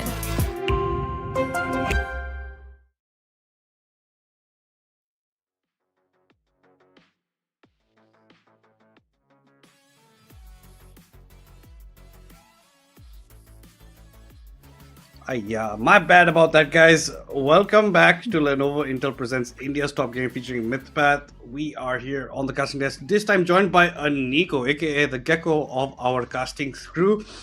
And she's come back after a long time. And we do have a series. We do also have a substitution coming in for game 2. Loki was filling in the mid lane. We do have Kagura now popping up. So now, oh god, maybe 5 men strong. Maybe we can mount something. I don't know if you guys the first game, Nico. Any thoughts about it? It was crazy. It was very chaotic. They were going in all in. I saw the whole game, and it was fun to see both the teams play, how they cope up with the mistakes and trying to punish the other team for it. I'm looking forward to see. I'm back in this scene after such a long time, so it's really fun to see how the players are playing, what strats they're using. So yeah, let's see what they have in store for this. What's fun is this is best of 5, and already game 1 went to Kakao Gaming, and all gods still have a chance to make that comeback. If they win this, they're gonna go to game 3, and then let's see how it goes, how it plays out. So yeah, what do you think is gonna happen this game? I think it's going to be slightly the same stuff that happened in game 1, basically much over here, because All Gods unfortunately couldn't do much, and Harambe's Lucian is also out of it, so is Deadeye's J4 and Xinjiao. Yet again, Kakao entered the draft of game 2 with the Ezreal ban. They don't want Harambe playing this champion over the Lucian, and it did pay dividends for them game 1. Time the Nocturne ban comes out from All Gods, there's no longer an Orianna Nocturne pickup because W picked up the champion in game 1. Mind you guys, this is a fearless draft in this best of 5. The champs in game 1 definitely not going to be seen here in game 2 as we continue with the draft. Exactly, and I'm curious to see what type of champions they're gonna play this time in the bot lane. I main support, so it's really fun to see what type of support champions they're gonna pick to synchronize with their ADC and throughout the whole team. Last game, I saw Rakan and Braum. I think both of them played really good, and it was really interesting to see how they played, how they tried to save their teammates. I enjoyed seeing Orianna with her beautiful ults and that beautiful triple kill in the top lane by Gwen. That was crazy. That 1v2, it was crazy. I thought she was gonna die there, but my god, she made that comeback. So it's interesting to see what they might do this game. And we see that Kakao Gaming has banned Nami, Lissandra, and over here, OG banned Yunara. Now that's something that's totally a new champion, and I was curious to see how they might play, but it's banned, unfortunately. What are your thoughts on Yunara? I think it's pretty good in the right hands. It has very good late game scaling in as well. And it's a champion definitely Vortex has been getting his hands around, because he's pretty much been spamming this, especially in the custom games that we do play. You know, at the night times, he's definitely been playing quite a bit of Yunara, and he has been deadly in the champion. So it's very good point that you're going to be banning out the Yunara against him. And the Lissandra ban from Kakao makes complete sense given that Kagura's back on the playing board. The Volibear ban, a bit suspicious, because I think there's better other champions. They could go for a following suit from game 1. It's going to be yet again a blind mid pick. This time the Annie coming in for W. Like you're talking about, W did really well on the arena. Annie still can be flexed to support, but I don't think Love 2 is going to be picking that. I'm pretty sure this is still going into W's end, but other things have surprised me in the past. This can continue on the same path. Zuko's Jax, unfortunately, was quite a bit lacking topside. And like you're talking, Copy picks up the triple kill for himself, does phenomenally. The Jax, like, you know, Potato was saying, if he falls behind, just never seems to be a champion until he gets to late game stage, and even then your team is very bad in terms of scaling except for the Jax. But the Victor gets picked up as All Gods for the answer against the Annie, what they are assuming, like I am as well, that it's going in the mid lane in the hands of W. So Kagura is going to be starting off his journey in this upper bracket final with the Victor pick, and it looks like Harambe is going to be opting for the Severe as well. It is interesting. They went for Elise, the Kakao went for Elise, and I am curious to see. They have a lot of stun on Kakao's side, but then they have Victor from OG to make sure that they can counter that. And I feel like Victor, the new rework on Victor. His ult is pretty strong. So I'm curious to see how it turns out, because last time we saw that OG was pretty aggressive early on in the game. They were pretty aggressive in the mid laners, but this time I don't know. I'm not really familiar with how the players actually play. You're more familiar with it, so it's really fun to see what they're coming up with, especially since you are more familiar with it. And in the bot lane, we see the both ADCs are not. They were hovering over Ashe. We see Kaisa for Kakao Gaming, and we are seeing OG hovering over Wukong, but finally locking in on that Trundle. Do you think this is gonna be a push lane game, or do you think Trundle's gonna go jungle, or is he gonna go top? What are you thinking?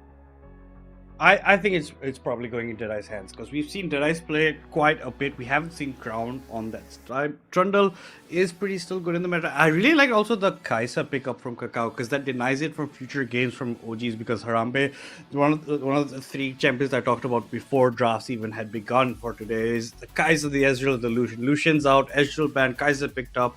So now Kakao only has to focus on one ban going forward. And now you can see the Thresh, man, and that makes complete sense. This is a champion that Hallucination is known for. It's also a champion that can be a bit of a hit and miss.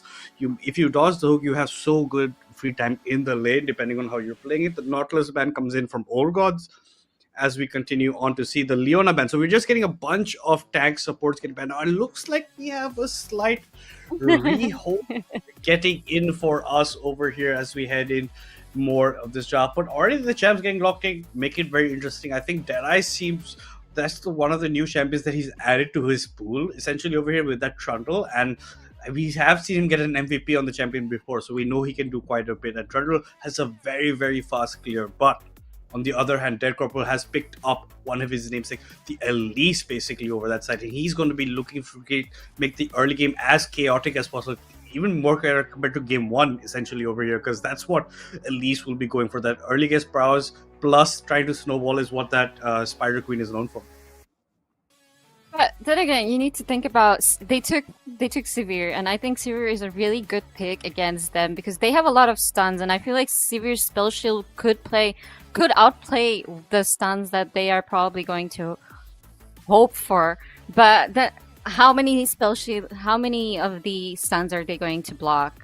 Is Sivir going to block? That is also the thing. So I'm really curious to see what support they're gonna take, what other laners gonna take, and I feel like, as you mentioned, that Trundle is actually gonna be a really strong pick for OG game. I feel like they're locking in this game, trying not to make the same mistakes that they did last time, because I feel like this time they can push the side lanes with Trundle while the other fours are like trying to distract them, having a team fight somewhere else. So let's see how it plays out, what happens. And last game, we saw Kakao securing all the objectives, maybe except the Void Grabs. So I'm curious to see how they're going to play out this game. Maybe more focus on the jungle objectives and how it is going to phase out. And I think there was a technical glitch, but we are back, and they are, I think, doing the banning phase again. Yeah, I think just someone had disconnected. We just rehosted the lobby. It's going to be the same picks and bans until that Leona ban that we saw, and the last ban for Kakao can be anything that they choose to. But you can already see a very good, like a lot of burst damage coming out from Kakao in the terms of the Annie, the Elise, as well as the Kaiser. Kaiser is going to have so much mobility going out behind those stuns, behind good Tibbers coming in for W. We haven't seen W, honestly, play that much Annie in our competition. Not something that he's that well known for. It could have been either an AK-45 or even Akshaj has been playing Annie sometimes in best of 5 series, maybe to be different results depending on how it goes. Harambe has picked up Sivir a couple of times in the last competition that Old Gods, then known as Syndicates, were participating in. But now with Hallucination, the bot side, a lot of engaged supports were getting banned out from what we can see. You can already see the 3 champs that get locked in, but that Victor has a lot of skill. Elise falls out later on, becomes just basically a cocoon machine at that point.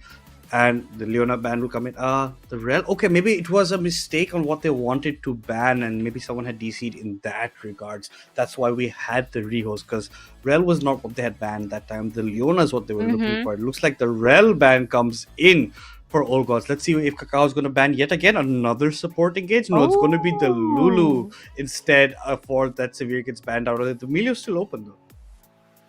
Yeah, Emilio's still open, and they are OG is going to lock in on that Milio. I guess they're not still locking in, and it's annoying to play against Milio. And I feel like banning Lulu was actually a really good decision because her polymorph is something really annoying, especially like she can polymorph Trundle, and the whole team fight will change. And we see OG locking in on that Milio.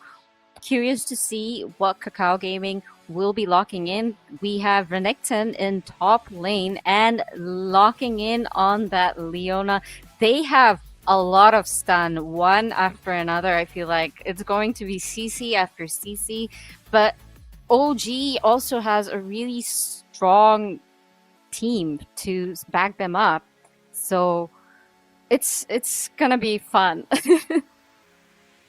Oh, it definitely will be. And Milio, like you said, is very annoying to play against. One of my most hated supports to play against pretty much in the bot side. But to answer Copy picking up the Renekton blind, it's going to be Zuko on the Cassandra. And Copy on Renekton is something that he loves being very aggressive, and that's exactly what you want to be with the Renekton. So he'll probably go the Ignite, but he's probably going to go TP here, so maybe less skill pressure, but he still will be looking to create a lot. And there's a lot of shields on that side, the Milio shields and a lot. So the empowered W's from Renekton, you cut through them as well. That you have to be mentioned. But yeah, that one last engage support that was left, which was the Leona, gets picked up by Kakao Gaming. So they have their engage ready for them. But the side of All Gods, engage is a very hard option, because like, what do you have to even start your engage over here? Maybe a Trundle pillar to block someone off, and you go from that side. A gravity well by the Victor, but that's not really hard engage. Victor, that's very yeah. dodgeable engage as well. Maybe even a Cassandra Q3, but yeah. From the side of Kakao, they look like a really, really well-rounded comp, and OGs are definitely lacking quite a bit of CC in their comp. Definitely. But let's see. Let's hope they will be making that comeback this game, because it is the best of 5. Even if they, let's hope not. Let's go for maybe best of 5, all 5 games. But even if they do miss out, it will be a big pressure for OG to make that comeback in the 3rd game so that they can proceed to the finals. Because whoever will be winning this round, this best of 5, will be proceeding to the grand finals, and it is going to be an interesting game. A lot of CC from Kakao Gaming, and then from the Old Dogs, I feel like they're more like all in, trying to see how it's going to play out. I feel like, as you mentioned, that Milio's shields, and then there's Victor with his stuns, Trundle with his pillars, and Cassandra. Everything's going to be an interesting synchronization between that team, and if they actually are able to do that, if they play it patiently this time instead of being impatient like last game, I feel like it might be very good for them, and it might turn out very well for them. But then again, Kakao Gaming has really good stuff. They have a lot of CC, they have a lot of peel for their team, for Annie and ADC. They have the Leona, they have the Renekton. Elise can easily escape with her abilities. It's interesting to see the combinations of both the teams and how they will be playing out, what they're going to be building. Early game, I'm curious to see what they're gonna do, because last game we saw how OG got that kill in the top lane in the first round. But this time, I don't think they're gonna fall for the same mistake. This time, I feel like Kakao Gaming is going to be more aware of it. What do you think? I also think it's a bit of the comp difference between game 1 and game 2. Like, you had a Braum game 1, you can go for those kind of plays, but with the Milio start bot side, you don't have that much CC, you honestly can't even go for the G game plays. Kakao, on the other hand, can maybe try to go something like that if DC opts to go Cocoon first, but that does mess up quite a bit of his clear, depending on how he wants to go for it. But yeah, I think, in my opinion, Kakao Gaming have definitely won draft-wise, at least, because they look like a super solid team. They look like a team that can snowball really well around. That's a lot of CC. The Severe, like you said, only has 1 spell shield how much she blocked. She might even bring the cleanse as well, but that's just two of them.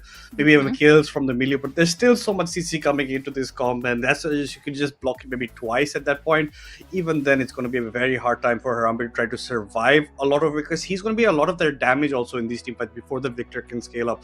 So that's something that he's going to be focused in a lot in team fights. But on the other hand, if you see Kakao's comp, they have so much burst in it. They can just catch off single targets, burst them before even fights begin, make it a 4v5 before objectives even spawn, and they can go for something like that. And game one was very messy early on as well. It was going here and there and everywhere until Kakao broke up a bit lead and then just kept on expanding that. So that's something OGs can't allow to happen essentially in this side. At least now with the Victor, you have some more scaling opportunities. So with the Severe as well, does scale, does okay-ish as well into that bot side. But at the end of the day, OGs with the back against the wall, this is, Kakao coming in with the momentum over here in this game. But now maybe because Kagura is back in the lineup for OGs. Now they're 5 men strong. Now they have their original mid laner. Maybe mid lane looks good because Loki honestly did not do that bad a job in the mid lane last game. He did have quite a bit of help with Zuko roaming in, with Hallucination roaming as well. But later on, Loki didn't seem to be that much of a factor in defense. Had a very missed Spirit Rush over a wall where Ornia had flashed away from him. I think these kind of mistakes are what build up in pressure when you're playing an off roll. And now maybe with Kagura coming back into the seats, we get to see maybe a different picture coming from Olgons. Oh, definitely, definitely. And I think there is a lot of pressure on Emilio because her shields are going to play a very crucial role in how their ADC and their mid laner are going to be able to do that enough damage or not.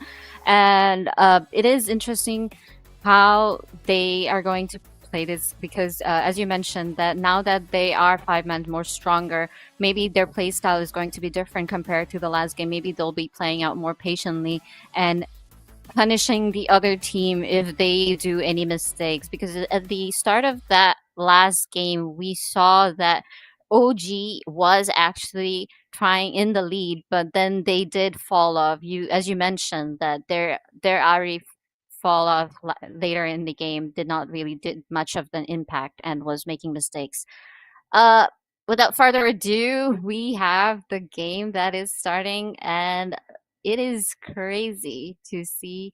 Maybe no invade this time. Definitely no invade. They're playing it safe. They're warding Mio, warding bot lane. Yeah, and look, their core even checks with the spider, catches out the trundle in that bush as well. So Deadeyes knows his position has been compromised, has to back away. But yeah, no early level shenanigans, at least this time coming into this. Guys, this is game 2 of the best of 5 series in the upper bracket finals between Kakao Gaming and Old God Esports. Kakao Gaming 1-0 up in the series as we continue on further this side. Rambus with a nice position in the bush, but Leona's protecting that side instead. Nothing on the source. Speaking a bit summoners, we have Vortex with a ghost in this matchup, and that's good to be running away from a Cassante as well as Severe has the added movement speed later on. You can see Dead Corporals come with the Dark Harvest looking to stack up, and he's coming with the Phase Rush. No Electrocution procs earlier on against Kagura, who has the Airy at least for himself. Trundle's come up with the press the attack that you know. I really like that Love To's come in with the Unseen Spellbook, so we get to see maybe double smites later on. Hallucination's gone for the pretty short Guardian with the exhaust, given that there's so much burst. That is definitely a very well played by Halu, taking that for himself. Harambe has his barrier, not the cleanse. I would have anticipated maybe a cleanse given the amount of CC, but look at the bot side. Love 2 goes in onto Hallucination, but it's not level 2. You don't have a stun. Not quite sure what you were expecting was going to happen. Instead, Vortex loses a lot of HP in that exchange. Definitely, definitely. And we see Elise starting off in the blue side in their side. So maybe we are expecting a gank later on at the early games. And top lane, they're just farming for now or not. Poking one another. But mid lane, we've been seeing constantly poking one another going on. And Leona's already roaming and going towards mid. Do you think she's gonna go in? I don't think this. I don't know, because the wave's even pushing She's probably away from waiting Kagura. for the opportunity. Three W people. goes Oh, in. Oh, they get the kill she like did everyone. go Nicely in. timed. That W was a does. really, yeah. Yeah, that was a good, nice, like 4 stacks with the Annie, you go in, but it's also because Dead Corpus from that side, you can just lock it up with CC. You don't give Kagura even a chance to flash away because that's very hard to react to that Annie flashing forward over here. Leona actually does go in. I was honestly not anticipating you going that far. I was going to let maybe the wave push in, maybe Kagura comes even further, maybe we don't have to burn the flashes the Annie, but they take their opportunity. They get that early kill, and more importantly, it goes in the hands of W. So now he's going to have even a better time against this Victor in the mid lane. Definitely. Like Victor literally had nowhere to run and did not have any time to recall. But as we see, as I was saying, her spell shield is actually very important and very helpful for her to survive in the bot lane. Sivir is doing a great job, and over here we see Victor getting poked down, but still somehow not that behind from the CS. Whereas in the bot lane, we see OG Sivir is actually ahead from Kaisa. It is. And Kagura was looking to go a bit aggressive. Dead Corpus come in, repels upwards. The cocoon does not connect. There is no kill opportunity, but look at this Oh. side. Deadeye is around the corner. Kagura has to flash away.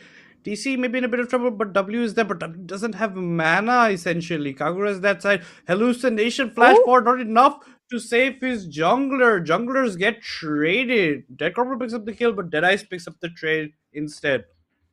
Hallucination trying to go onto W. W doesn't have mana, doesn't have HP, has to back away, doesn't even have TP to come back into lane. So Victor's going to maybe try to get a hard shove in over this side, given he has the blue buff as well with the ref. And then maybe causes, Annie to miss out on terms of XP. But no, keeps the wave at a very balanced rate. Instead, will be recording getting his own reset. In the meantime, topside, Zuko will be TPing back into the lane. Harambe very smartly has backed off from an exchange bot side because his support had gone roaming. We are seeing a lot of support roaming this game, and they as soon as both the laners are back in their bot lane, they're already poking one another down. It is crazy. But like in the meantime, Kaisa did catch up and is in like 10 CS lead, if you see that, and she's very low though. If they had a CC, if OG had a CC right here, right now, they would have actually gotten the kill on that Kaisa because both Kaisa and Leona were pretty low. If I said Milio all like delays her recall, and in the top lane we see that they're already fighting, stunning Cassante, but both stunning one another. Yeah, they are fighting quite a bit. Bot side, yeah, the change is coming in. Wave gets pushed in the Kai'Sa because the recall was delayed. She chose to stay in lane instead to pick up the XP with the wave coming in. So she will have a very bad timer in that sense. Severe will be walking back down. He even picked up a BF sword on this side. Kaisa, what will he pick on his way back? Let's just see about that. Meantime, Kagura has 2 stacks in the Dark Seal. Oh my god, look at Kakao. Love to is waiting in the bush with that Corporal. They're looking to maybe go into Deadeye. Severe steps out of bounds. That's exactly what might be happening. But Severe is close by in that picture. Here comes the pillar. It looks like the trappers have become trapped instead. Love to has been left to his own devices. Can he get out? Here comes the laser for Victor, doing quite a bit of damage. Love to thinks maybe just go back in, try to run that way, but no, it's not enough. And more importantly, Harambe is the one who picks up the kill, so gets more gold in his pocket. And yeah, with the items that Kaisa has with the Hardex, it's just not enough to match the BS or damage. You have the attack speed though, but the poke from Harambe is going to be quite some humongous. But Dead Corp in the block tight. Here comes the cocoon. It connects on Harambe. No time for the spell. She has to run away. The Q connects. The damage is coming in from Vortex. Harambe flashes, but he's flashing into more other members. Vortex even flashes this side of the wall. Hallucinations just left alone. The stun comes in from the Annie. W doesn't have mana. Can't be much more in this fight. But Vortex is just happy to maybe auto-attack this Victor to death. But no, the gravity well prevents Vortex from falling through. A nice dodge of the Void Seekers from Kagura, misses out on a kill opportunity, but at the end of the day, it's 4 kills to 3 for Kakao with a slight 400 gold lead. They're looking for more. Look at Vortex coming this side. A nice gravity well placement by Kagura with the last of his mana to prevent his death. That was like a really I honestly I'm at loss of word because that was really fun to watch. They were like, if they did actually get the kill in bot lane, if OG did get maybe one more pick, they would have been able to secure that drag. But maybe it was a very good decision for Victor to actually fall back, because not be greedy and try to get that kill on Annie might have actually costed him more of that lane. But in top lane, we see Renekton and Cassante. Can you walk me through Cassante more? Because that's like, I'm back in League after so long. I'm not really that much familiar with Cassante. How do you think it's going to play out with Cassante and Renekton? Because right now we're seeing Cassante is in a CS lead. He did recall. He's like going back to the lane. He's probably going near the Void Grabs because Elise is already onto it. They already secured one of the Void Grabs. They're going to secure another one. And I think they're just gonna give up on it, or not, maybe. I think since Trundle knows that Elise is doing the Void Crabs, he's gonna start the Dragon. So yeah, I want to know more about Cassante and the Renekton. What are they going to do? How is Cassante going to scale throughout this game? He's gonna do okay, right? He falls a bit behind later on, but that lane is just gonna be a killless lane. There's not gonna be that much pressure in terms of kills. They're just gonna try and get as much CS advantage taking this side. Look at this. Copy's just gonna go in. He doesn't mind these changes because his W with Fury does neutralize the shield from ground. So if the Fury is built up in the fights, it can be deadly. It depends if Cassante gets that, that knockback you just saw on those mini waves and then ults Copy into his own turret. It can also cause quite a bit of problems. Bot side, Vortex is left alone. The ultimate triggered on the bot side, but is it enough? No, that's not enough damage. You get quite a bit of chunk actually, and you can see the slingshots also picked up by Severe to match some of the attack speed picked up by Vortex earlier on. But it's not enough. You can't actually do much on this bot side. Here comes the Tivirs onto Kagura, but you don't have mana W to match it up. You just want to actually get this wave clear. That's essentially what he's doing with the big bad bear on this side. The Qs are always landing for him. The ricochets are there. You can't actually be very passive in this lane against a Milio Severe, because if Love2 goes in, Milio just kicks her back. He can't actually do much more in that exchange. And Copy, look at this. He's just gonna keep on zoning out Cassante as much as he can, because Cassante knows he can't win this fight. Copy's ahead in terms of items. He's making the Black Cleaver first as well, because you have a Trundle, you have a Cassante. Their attackiness is the, if Trundle does ult, he can only ult in order to get more, in terms of armor and magic resist from his ultimate, from his subjugation. But look at Elise coming out of the corner. The flash for the stun connects onto Harambe. He doesn't have cleanse, mind you. The spell shield won't save you here. He ends up seeing the grayskin, the flash by hallucination, try to run away from the exchange. Dead Eyes is also running back from it, but no, that's the end of that skirmish. A kill has been picked up. It's 5 kills for Kakao Gaming. W stayed quite a bit in this mid lane, trying to pick up some even more ways. Doesn't have Lost Chapter. That's why you see him having so much mana problems. And look at this. Kagura's trying to abuse it as much. He's going to get this wave in, and he doesn't have a TP to come back into lane. He's going to lose a lot of XP plus a lot of gold.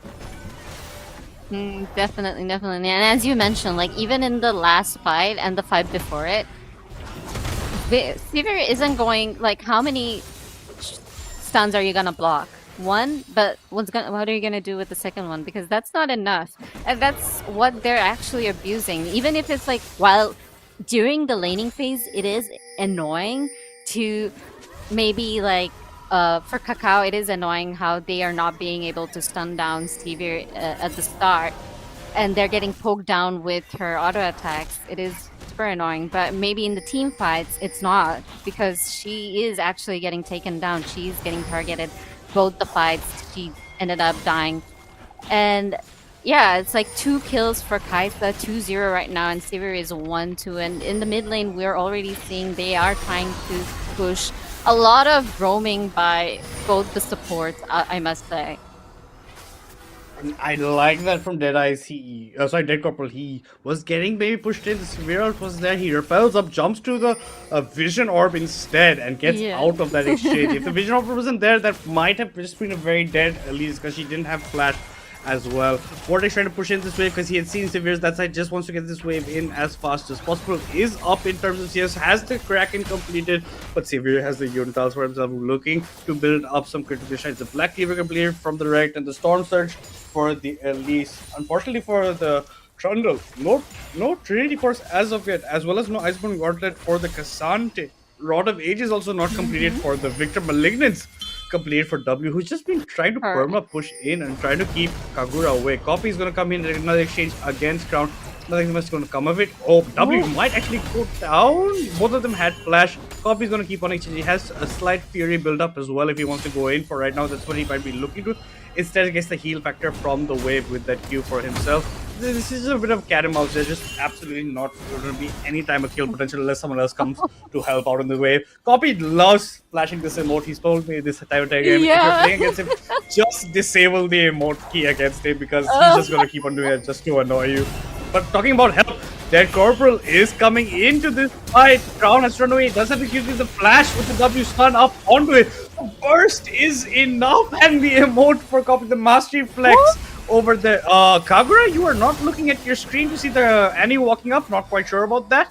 But yeah, over there on the top side with the help of DC. That's what I'm saying. Without the help of the junglers, you're not going to kill. But as soon as Dead Corporal makes his appearance, that's a dead Zuko in the top side. Kakao actually playing. They are being confident. They are pushing it in. They don't care. And the CC is actually becoming a problem for OG because they in top lane they have CC, in mid lane they have CC, in bot lane they have CC, and they are actually OG is actually struggling with that. But over here, look at Kaisa making that escape from there. He's making the escape, but is it enough? The rest of our team is dying. Love2 goes back in, but that's to his own death. He can't do much. Maybe trying to help his teammate out. The repel up, but here comes W from the side. Now it looks like OGs have to make their escape. The flash by Rambe, but look at this copy TP'd into the fight. The Tiberius does connect the spell sheet. You just block the choppers coming in from Dead Corporal. That's a wipe coming in. 3-0 in favor of Kakao. They turned that fight completely on its head. Started with Vortex kind of getting caught out, uses the ultimate to get out through that pillar, and that was a nice escape. And then there was just pulled back into this. Copy is just going to be helping him take the first turret in the bot side. With that being claimed, plus they have the feats of warfare. The side of Kakao also now have the feats of strength plus 4k gold advantage. Oh my god.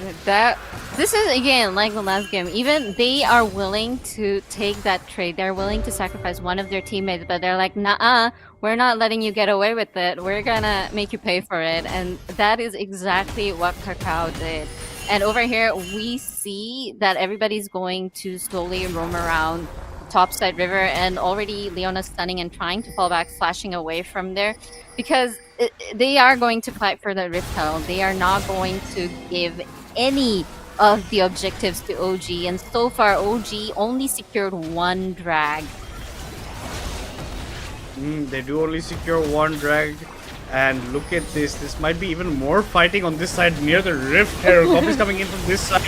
A nice pullback in onto Crown. Zuko, there's already he does ultimate, but W's out of the fight. He didn't even pop Tibble. Actually, he had. But is it enough damage? It is actually, because OG's getting wiped yet again. Dead Corporal, you're on the wrong side. A nice timely repel. He does end up surviving. Even picks up a kill at the end of that exchange. An ace coming in for Kakao Gaming. It's a two-man casualty from their side, but they pick up those 5 kills. They'll pick up another tier 1 in the mid side.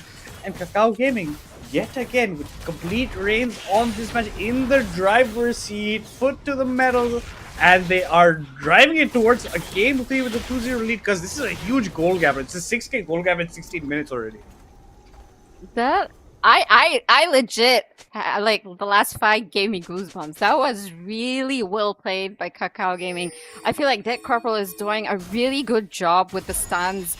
They know who to target and who to focus in the team fight, and that is actually working out really good for them. But over here we see Leona maybe a bit too pushed up, but I don't know. How is this team fight going to fight out? They're like constantly fighting. I don't think it'll be that much here. They are. A nice solar eclipse comes in onto this fight. Zuko's getting punished quite a bit. A nice Leona Lance comes in, locks them up. Deadice, you're very low on HP over here. Make that 0 HP. So is Harambe Adventure. Hallucination, the sole survivor, alongside the victor who's getting chased by Annie. Almost has the 4th stack, but no, not just in time. Yet again, another slight wipe. 3-0 in favor of Kakao Gaming. And OGs can't be stepping up like this. W comes in with the Tiberius, with the stun, lands it in, but this is very overextended by Kakao Gaming. They're gonna lose quite a few members. Vortex almost goes down. Hallucination's trying to survive. It's a poor Emilio. Leave him alone, for Christ's sake. But no, they do chase him down. So you do Once pick up again two more with the kills. It's emote. technically a very, it's a, once again with a very delayed ace, but this time they do also lose W. Had actually started that engage for them. Yeah, and they ended up losing their tier 2 mid lane tower as well, and maybe they're gonna reset, go back, and try to claim that Rift Herald that they have been trying to do.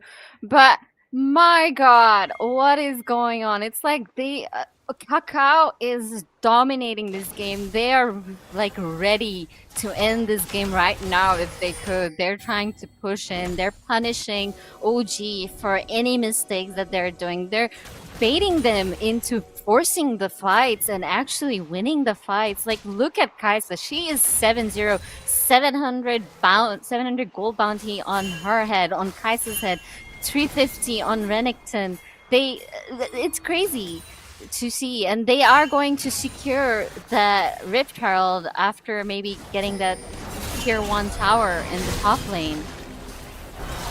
Copy slices forward, but it might have bitten off more than he could chew. Deadice is coming in. Here comes the ultimate domination from Copy, but can Copy survive? Another nice slice and dice creates the distance. Deadice doesn't have enough damage, has to back away over this side. The pillar, a bit too much on cooldown, can't do much, but they might just pick up that objective bounty. They gave up the Rift Herald on the top side, so an objective bounty for Rift Herald, best you can do in this situation, I honestly, because in a 5v5 fight, they have seen time and time again, they are not winning out. It's only Kagura with a positive KD at this point. DC is looking to catch on to Crown. Here comes the W from Vortex, the Void Seekers. They're going to run into the Cassandra. The amount of burst damage is absurd. The Cassandra just got deleted in a matter of 3 seconds over there. And it's a good connection. The Void Seekers connect a nice ultimate from that side with the Killer Instinct. Love to might get caught out instead. Deadice is jumping away, doesn't have subjugation, has to back away because he doesn't have that armor pen that he needs against Love to, mind you, because they're mostly ADs on the side of OG. That's what Love to has built against. Might take damage against the Victor, but others will barely tickle him at this point.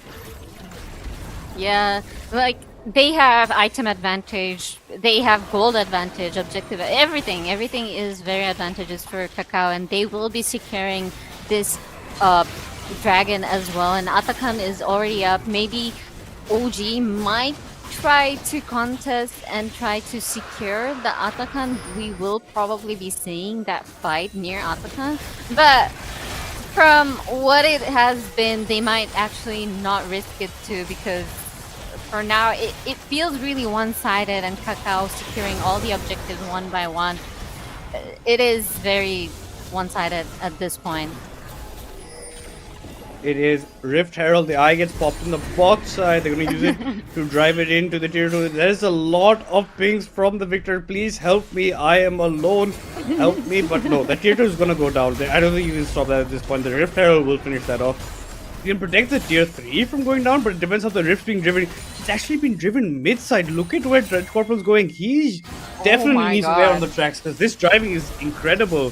He won't connect it though, will he? He actually gets the hit onto the tier 3 as well. Crazy driving coming in from Dead Corporal, and OGs can just watch. They can honestly do nothing in these two fights. It's a 10k gold advantage right now for Kakao Gaming, and OGs are left yet again scratching their heads, wondering where it all went wrong.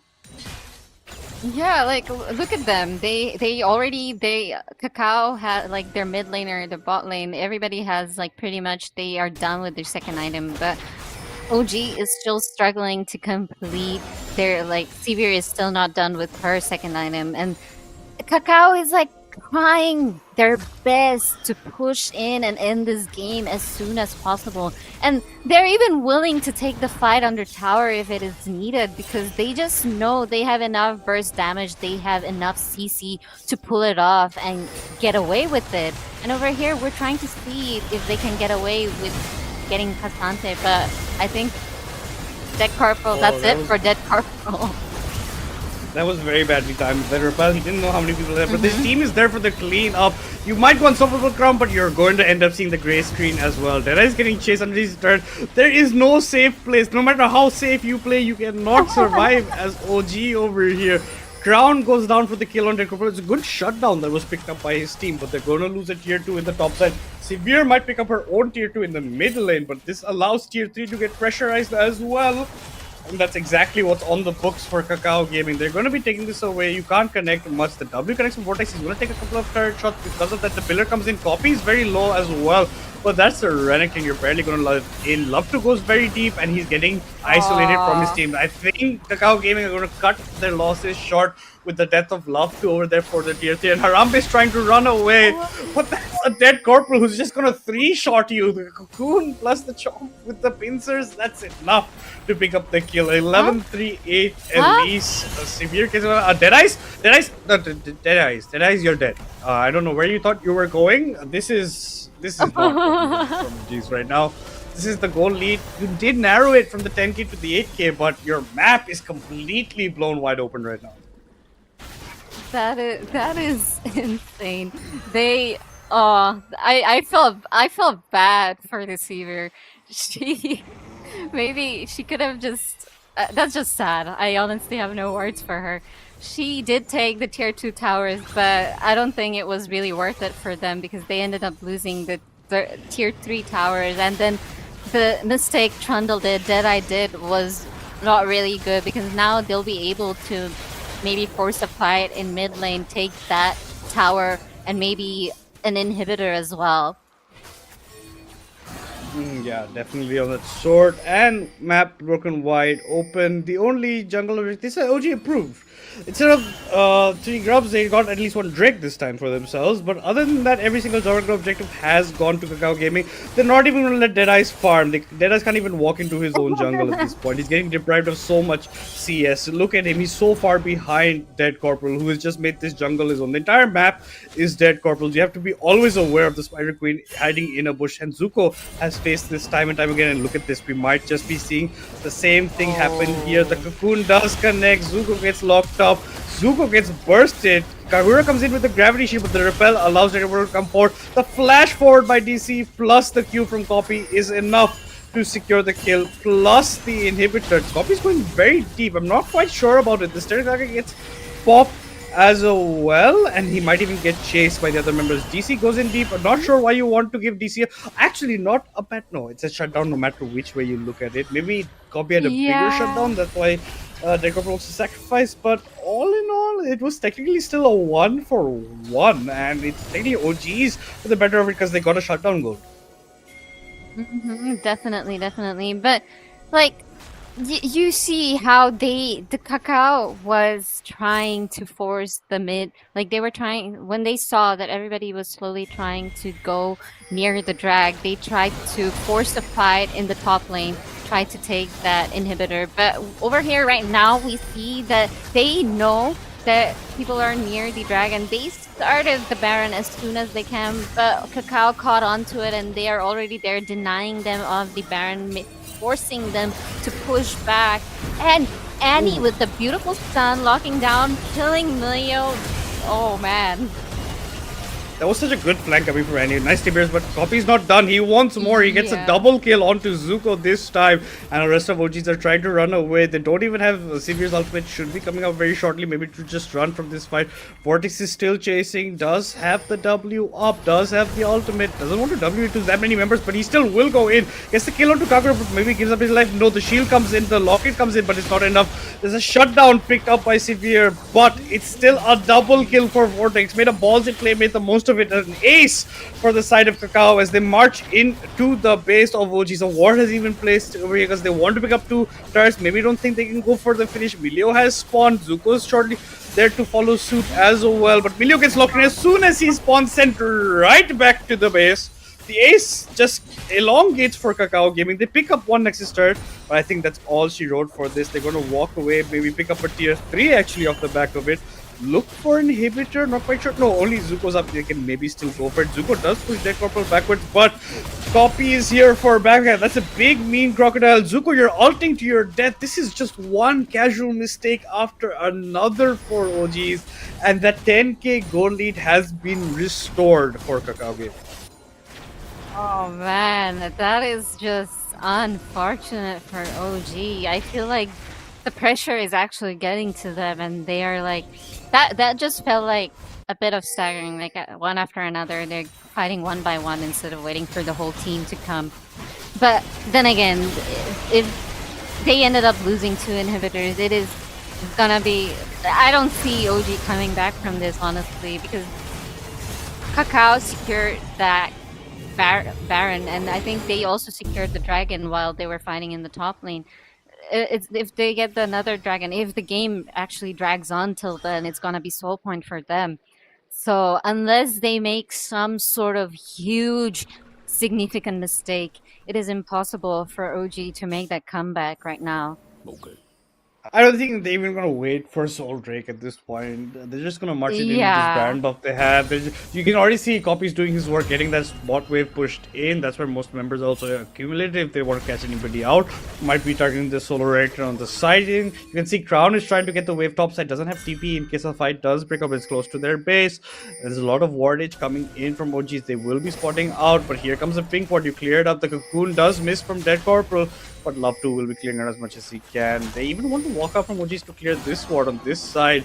That goes down. Copy yet again flexing the 10 mastery on this Renekton. Something he has been doing time and time again. But tier 3, the final tier 3 of OGs fall down in the bot side. The inhib falls down as well. They just have the soul Nexus turret left. W is trying to build up stacks for the ultimate. Copy flash W in. Vortex comes in for this fight as well. It's just chaos in this fight. Crown's trying to do as much as he can. Copy actually ends up falling down. There's so much burst damage. Copy ends up going down. So does W, but OG is wiped. A quadra kill coming in for the Elise. And when I saw the Elise from Dead Corporal, I was already hyped. He did not disappoint. I don't know what Love 2 was doing there. He just randomly walked into the base for lols at that point. But yeah, that's Kakao Gaming taking the second game in a row in this best of 5 against Old Gods Esports. That was crazy. That was crazy. That was fun. And as from like the start of this game till the end, we were saying how it is going to be a really huge problem for OG to keep up with the stun because they are not being able to do anything. It's one CC after another, one CC after another. What I was hoping for OG to do was maybe I was hoping their Trundle to maybe split push, but Kakao just did not give them that opportunity to do that. That is just unfortunate for OG and Kakao securing that second game. They need one more win to get to the grand finals, but there's still hope for OG game, but like it's a lot of pressure on them. It's a very big pressure on them. And I feel like the lack of CC on their team, the lack of burst damage on their team actually caused them this game. It felt like they were not really well prepared. They looked like they were very nervous. They were falling apart. They got a bit tilted. That's what it felt like at this point of the game, at the end of the game. And yeah, that's exactly what happened. It was kind of like a lot of tilt plays, like you're saying. They're just diving into parts that they don't want to. It doesn't look that good. And yeah, they just did not do that good at the end of the day. Unfortunately, Old Gods could not do much. And this Elise was just a menace across them. A Copy goes Deathless. Vortex, very nice killer instincts going into fight. W finds nice flanks, especially that fight near the Baron over there. Gets a huge tibbers in this fight. Love to just doing Love to things that heavy engage. That's the reason they took in this Leona at that point. Melio couldn't be that much of an advantage. The Severe was never a death threat, and it was just all in all a blowout gain from the side of Kakao. They were just looking magnificent between themselves, and I think this is the momentum. If they keep on reminding this momentum, the next game might just be the last one if Old Gods don't have an answer, because now Deadice has the Trundle out of his pool, the Zinja out of his pool, the J4 out of his pool. He does still have Nefri, still has a couple of options. Trundle was a bit of a new addition, but take us to the scoreboard over here, Nico. Oh my god. So definitely the huge goal lead from Kakao. They have 62k gold, whereas OG has 51. And as for the kills, they have more than double. 36 kills by Kakao and 15 from OG. Objectives, they got 3 drags and only 1 dragon secured by OG, whereas for the towers, we see Kakao securing 10 towers, but OG was able to do only 3. Later in the game, they also secured almost all the objectives, I must say. Even the Atakan, the Void, all 3 Void Grabs, and the Rift Herald. It was fun. It was them fighting in the riverside throughout the whole time and securing in. And we have the MVP of this game, Dead Corporal, with his Elise. We see 18 kills, 4 deaths, and 10 assists. And look at that damage: 1.3k damage, 6.7 CS per minute, and that is he played a very crucial. He landed all his stunts. He knew when to exit. He knew who to target, who to focus on in the game. Even if it meant his death, his team knew to carry on, make that comeback that they needed. What are your thoughts, bro? I am like, this game was so exciting for me. I enjoyed it so much. Absolutely. I think DC did a fantastic job. Even broke the deadlock in the top side between, the Renekton and the Cassante. The first kill of the game in the mid lane between catching out Kagura that way with the help of Leona. I think DC did phenomenal. The burst damage, you saw him just melt through that Sivir to the later points, and that's exactly what he needs to be doing. Even he knows his team will take the Drake this side. He focused up top side with the help of Copy, and Copy also did phenomenal. I think everybody in the side of Kakao Gaming played a phenomenal game, and they were just showing you what it needs to be a top tier team, because everybody showed up when they needed it. Even the substitute Vortex was doing phenomenally on the Kai'Sa. But guys, that has been game 2. We will be going into game 3, but before that, a very short break.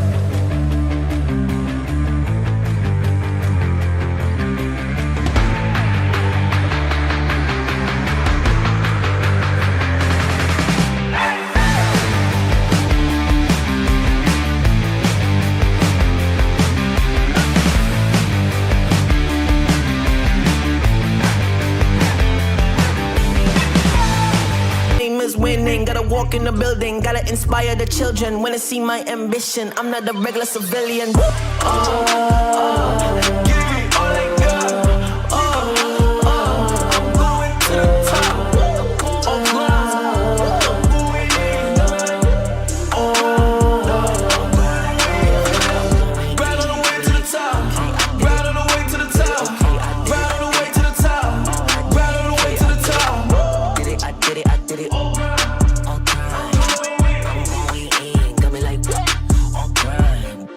Gotta go up to the top, won't stop. I'm gonna be the man, yeah, I gotta cut the knot. Really haters really on me, tryna take my spot. But we go up, yeah, we never gon' drop.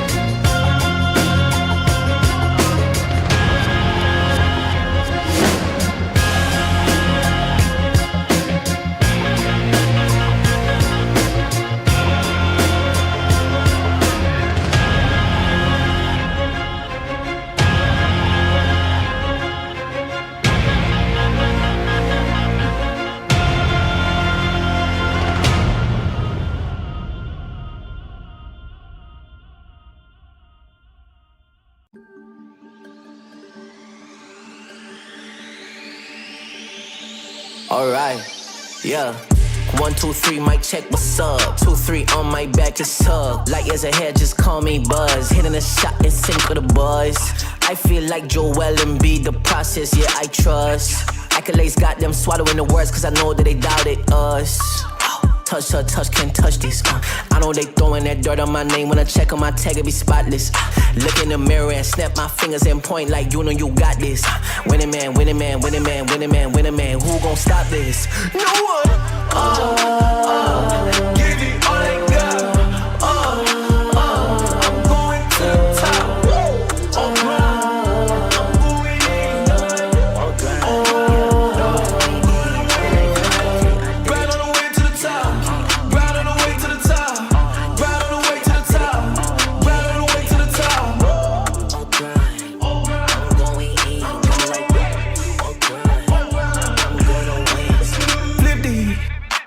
Stick it.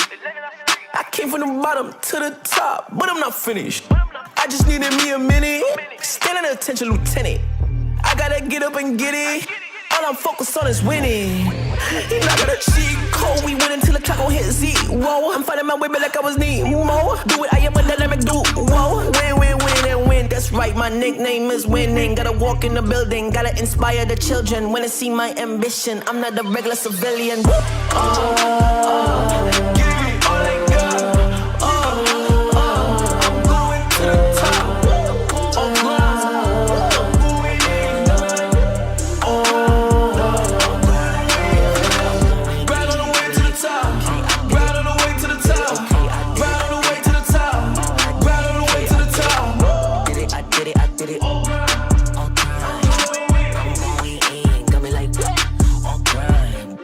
Gotta go up to the top, won't stop. I'm gonna be the man, yeah, I gotta cut the knot. Really haters really on me, tryna take my spot. But we go up, yeah, we never gon' drop.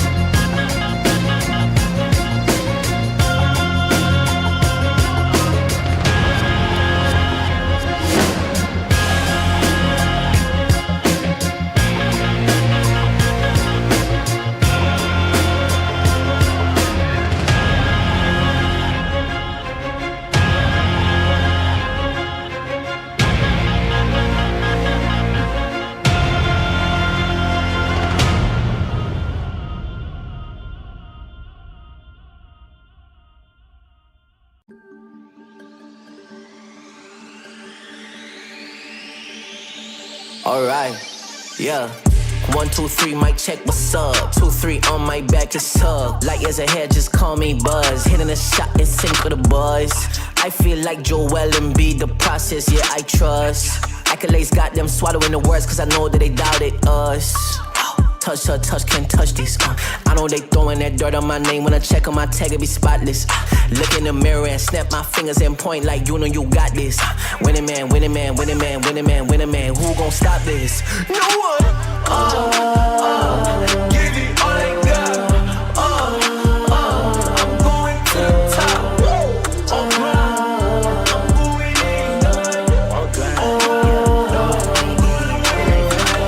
Right on the way to the top. Right on the way to the top.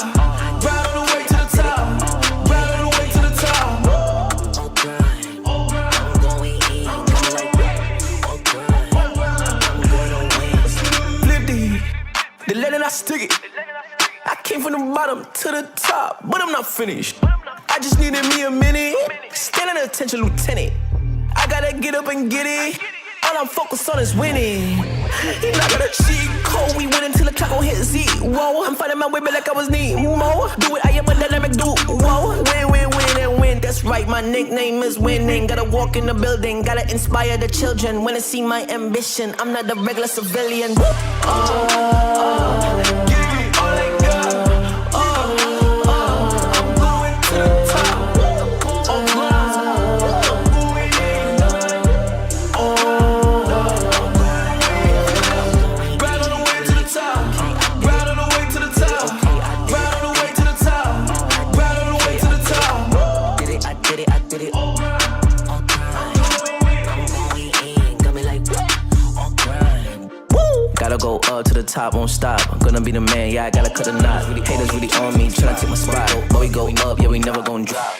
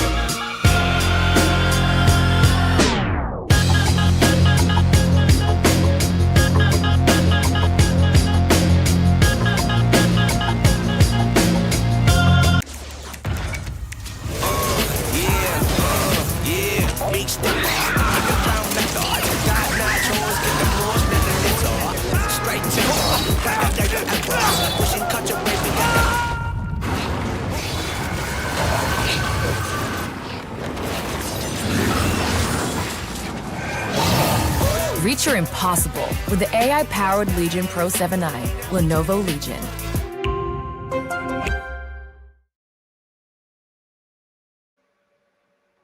Ladies and gentlemen, welcome back to Lenovo and Intel presents India's Top Gamer. This is the upper bracket finals between Kakao Gaming and Old Gods, and Kakao Gaming is right now sitting at a win of 2-0. Yeah, one more game and they are in the grand finals. Oh, what? The last two games were intense. Kakao Gaming completely dominating game 2. That was really fun. I think you watched it. It was crazy to see how it turned out. Guys, this is a double elimination stage. This is the upper brackets finals, and Kakao Gaming is in the lead 2-0 right now. They are one game away from securing their place in grand finals. Now, for Old Gods, if they need to keep their morals up and not give up yet. Let's see and find out this round 3 to see if their morals are up yet or not. Because if they end up winning this, we will be going to game 4. If not, Kakao Gaming will be going to the grand finals. What are your thoughts from the last game, Mythpat? Yeah, just really dominant performances by Kakao Gaming back to back, and that's the reason I kind of went for the 3-0 prediction. But it looks like we are going to be jumping into Champ Select immediately. Kakao Gaming has I agree. gone for the I'm red quite side, patient. and I think Olgos has picked blue side here. So Kakao Gaming is going to go for the same old Ezreal ban. We see the Yunara ban come in again, so already two ADC bans.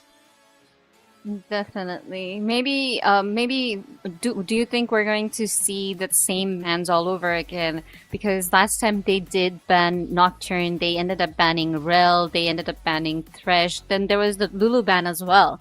What do you think they're gonna do? Are they going to ban Volibear as well? Or are they gonna end up securing those? Because we see a Wukong ban from old gods. I think for Kakao Gaming, obviously, you don't need to fix what's definitely not broken at all. So I think they're going to stick with the same bans. I think Harambe is really running out of champions at this point. His Israel has been banned away. The Lucian is gone. Sivir is gone. Kaisa is gone, and like he is just he's running out of champions to play, and plus they have the Yunara ban on top of that. So the Yunara ban implies that I think Harambe doesn't play the champion himself.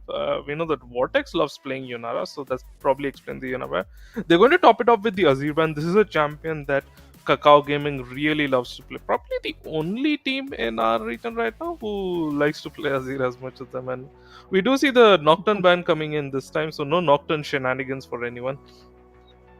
Definitely. And we see the instant Volibear lock in from OG, not giving Kakao Gaming the opportunity to ban it because, like, even from the last game's banning phase, Kakao Gaming is doing the same bans like Nocturne, Nami, Israel. These are like staples, but they are locking in on Vayne and Lulu. Man, Lulu is like one of my favorite champions. It's my main. So I am so excited to see how this will play out. But it's crazy because if their Vayne ends up scaling, it's gonna be hard for OG to make that comeback if they keep on making the same mistakes. But OG not risking it, locking in on that role, making sure that they have enough CC this time because last game they were completely dominated by Kakao Gaming. They had insane amount of CC, and now we see OG hovering over Hui, not locking in yet. What are your thoughts on that? Yeah, the Hui is obviously something that I think in game one was banned away, but now they have Kagura playing again, and Kagura is pretty comfortable on that Hui. Plays a very mean Hui, to be honest, and they're going to be more than happy to secure that for themselves. The Wayne Lulu Instalog is super interesting to me. Wayne is not something that you usually just blind. Never mind just first pick, so they've decided to go for that. We do have like very bruisery slow champions in the form of the Volibear, the Rel, but they do also have the Hui, so I think the Vayne is a bit of a risky pick. We also see so honestly, I think Kakao Gaming is just riding on the momentum of game one and game two. They're feeling super confident. They feel that they can take these more risky picks and still be able to like snowball really hard. And honestly, after watching game one and game two, uh, they probably will. Probably will because they have been dominating the first two games. And like even in this game, I think compared to last game, OG's team has like a more balanced draft. But like both the teams this round has like a really good draft. But we see Kakao Gaming targeting on those ADCs, banning Caitlyn. Caitlyn is like pretty annoying to lane against right now, and they are going for Mbessa from OG.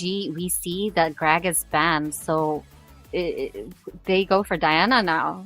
So no Diana gameplay for Kakao.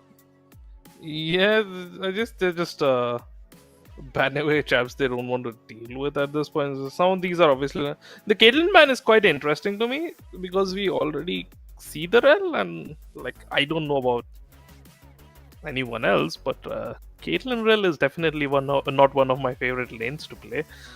Champions don't really have much synergy to pick in. So interesting Caitlyn ban. It looks like Harambe might be going for it. So this is, I think, one of the champions that Harambe like initially played a lot, but you haven't seen it as much. I suppose he's going to be fairly comfortable on that, but pretty interesting. Like very CC heavy bot lane coming in with the Jhin and the Rel. So I think overall, Old Calls right now is just trying to go for like comfort picks. I mean, the comp Game works. 4. You just have it's just a very straightforward go front to back comp. I think it looks like they're going to top that Yeah. off with the Auroras. This is interesting. So this is probably going to be an Aurora top, and it's going to be a well, not a blind Aurora. I think they expect the Yone to go top, but this Yone could very easily be a flex. So it is a bit of a blind Aurora top, but. Yeah, but Zuko's pretty comfortable playing the champion, and oh my god, it's Yasuo Yone. Brothers. The in wind grows. flame. Oh man, it is going to be an interesting lane. Yeah. This is completely doomed So, like- now. Even if old gods win and make the Yasuo and Yone go 0-10, they just hit their power spike. It's boom. It's over. This is draft Oh cap. man. Oh, man. Definitely. All jokes about, But, I like, think. throughout the I think I've been seeing old OGs on like champions that are a bit tanky that can sustain throughout the team fights. But compared to that, Kakao Gaming is more like focused on champions that can do burst damage, that can easily do lockdown on the champion, and then I am curious to see how the team fights are going to turn out, because last game I already got goosebumps. Their Elise played amazing, locking, like landing all the stuns, knowing when to initiate the fight, one, not two. This time, we have Yasuo and we have Yone and Lulu as well. If Lulu is able to actually support as much as it needs, this is going to be like an annoying game for OGs. But likewise for Kakao Gaming, they are not gonna make the same mistake that they did last game, because last game OG did lack a lot of CC. They did not have enough, and they were completely getting dominated by Kakao Gaming. But this time they have that. They have Bolivar, they have Hue, they have Rel, they have Jhin. So this time they're not making the same mistake. They have a lot of CC. They can maybe push in this game, maybe push their morals and go for that game 4, because guys, this is best of 5, and we already know that Kakao Gaming is 2 game ahead. If they win this, they will be securing their spot in the grand finals. What do you think is to happen throughout the game? Do you think we're gonna see an early invade? early invade with this comp, I don't think so. I think OG might look for an invade. Kakao, honestly, this comp is. I feel like this comp is just basically screaming, "We are better than you. We are going to kill you." I think that's pretty much the idea behind the comp. On the one hand, we have OGs with their Rel ultimates, the Rel CC, Fue AoE CC. We have a Volibear jumping in. You have the Aurora Ring and all of that with Jhin and his roots, and just like literally every single member on that team is is packing CC to the brim. On the other hand, we have Kakao Gaming, where their CC highlights involve Lulu Polymorph, Yasuo 3rd Q, and Yone Ultimate and 3rd Q. So just like one of the most CC comps of all time, if I do say so myself. Yeah, I am like, it's bot lane is gonna be like in support, so it will be interesting to see how it's going to, like, anytime the Rel jumps in, we have the Lulu Polymorph to instantly do that, and then we have also Vayne trying to push back her. So like, nah, we're gonna deny you. We're not gonna let you initiate that fight. But it's also the thing about Jhin following up with Rel, because even if they do push back Rel, if Jhin can land the stun, and if the jungler actually decides to gank, it's gonna be like a crazy fight, and I'm already excited to see how it's gonna turn out. Yeah, honestly, I don't like the idea behind the bot lane draft. Like you see the Vayne Lulu. why are you drafting Relchin into that? Rel struggles so much with like trying to close gaps, and you have just Wayne who can just plonk her away, and yeah, that's fun. Like, That's then super again, fun. like, I'm a Rel. I want to go for um, an engage, and Wayne is like, nope. but like then again, if like think of the team fights, but compared to both the teams, I feel like Kakao Gaming is a bit more like less tankier compared to OG. So maybe during the fights, it will OG Gaming might be able to sustain a lot. Then there is the factors of objectives, the drags, which might be good as well. If Cooking are able to build up that damage, it would be really scary for OG Gaming to actually come back from the whole series. And they should be careful. OG Gaming cannot make the same mistakes that they did last throughout those games. They cannot be caught off guard by Kakao Gaming. They cannot be greedy and impatient. And without further, the game is already starting, and we see both the teams running, and already the red team is pinging God aside, and we see Volibear and everyone else is running, maybe an invade. Yeah, I think they're They just are trying already to. there. I mean, it worked game one. It worked as so. I don't know. Maybe they just look like they don't have a particularly insane level one, but I think there's a bit of a Trying to wish, catch off guard, and yeah. it looks like they are going to find the fight they're looking for.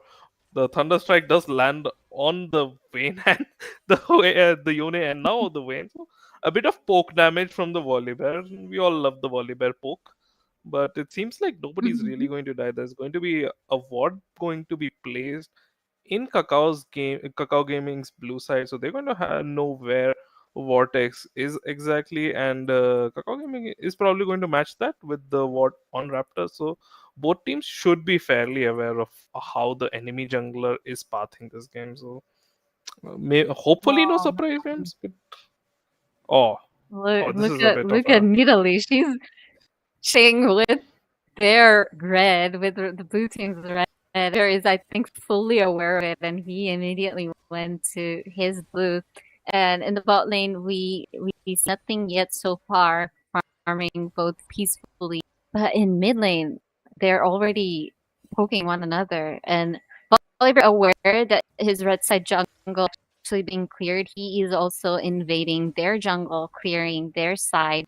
And in bot lane, Vayne and Lulu is actually being pushed back. And I feel like Lulu and Vayne is something you need to wait for level 3 to actually start poking them. But yeah, so pushing Aurora back and poking him is half his damage, half his health. yeah. This is kind of what pretty much all over the place. Hui does outrange Yone in the early game. He's going to have a pretty easy time kind of just bullying him in the early stages of the game. I don't know if W is running second win. He does have the Doran shield, so he's sitting pretty tight. He's having a great time there. He's up one CS. He does have another health pot to go. On the other hand, on the top side, it seems like Copy is going to be bullying Zuko quite a fair bit.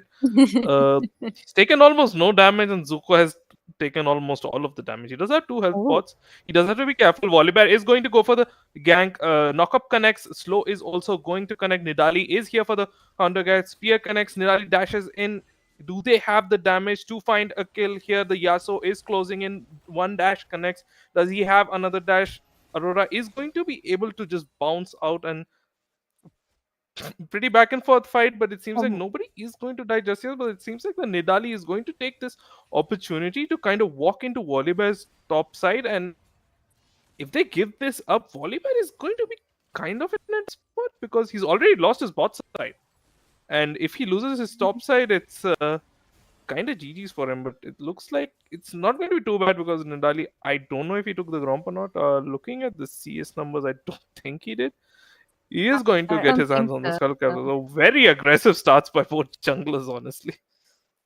Yeah, but like we see like Vayne is like 10 head already, and we see Nidalee already in mid, and the OGs already. The flash from Nidalee. And looks like Already the fight rotating is the breaking out in the support. middle lane. Nidalee has to Yeah. flash out. Spear connects onto Deadeyes. He is going to try to chase for the kill. Relstun connects. He's going to launch him back. Meanwhile, in the mid lane, Hui does drop low. Hallucination is in a bad spot, stuck inside the pit.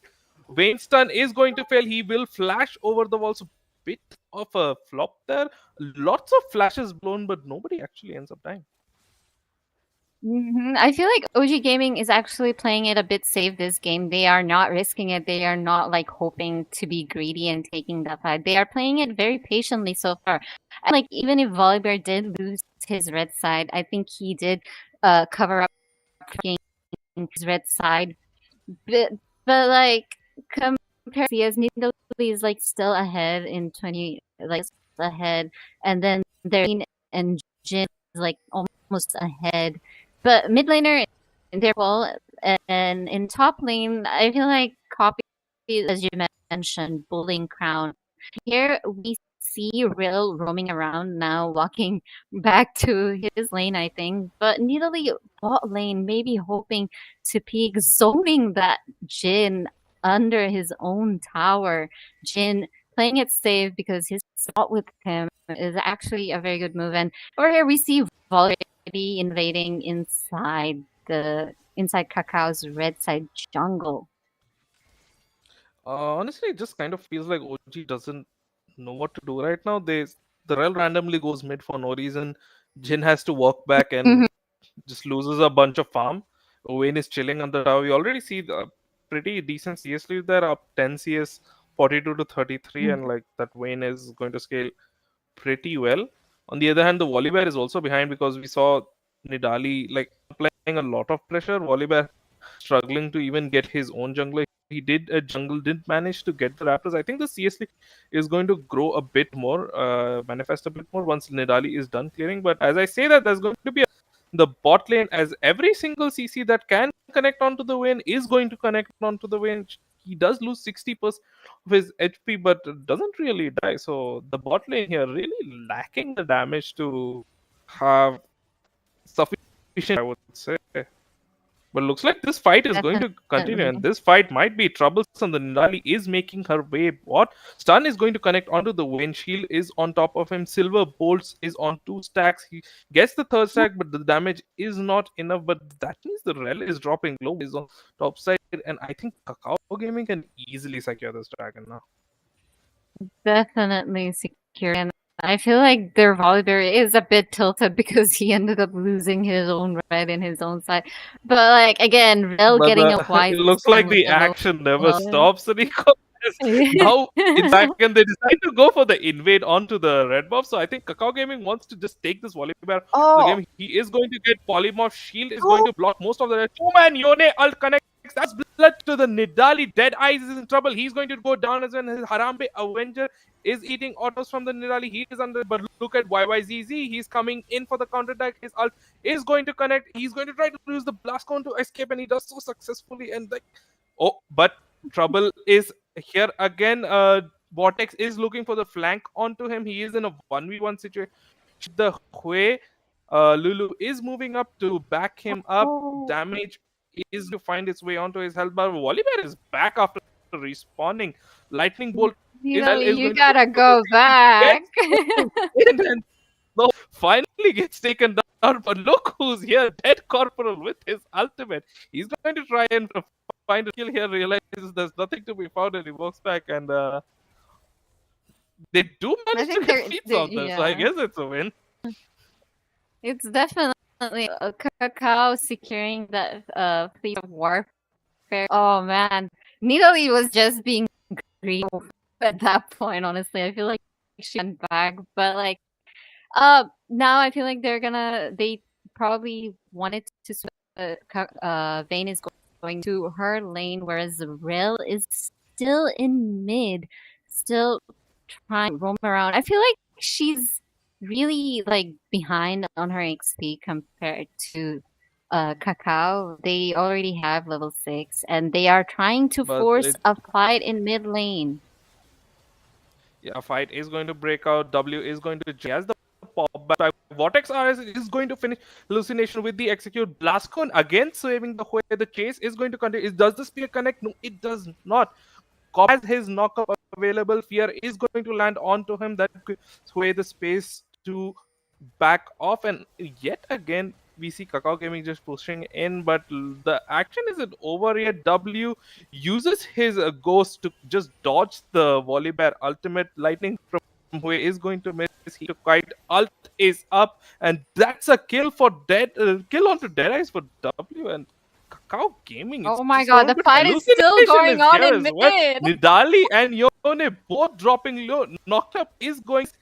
Tower is going to kill Yone, but not before he manages to kill the Hui himself. Hallucination does find himself here in a 1 versus 2. And what a what a clown fiesta, but it's not No. over. Oh DC is going no. on to the kill, or going for the kill onto Harape. It looks like he's going to just barely survive.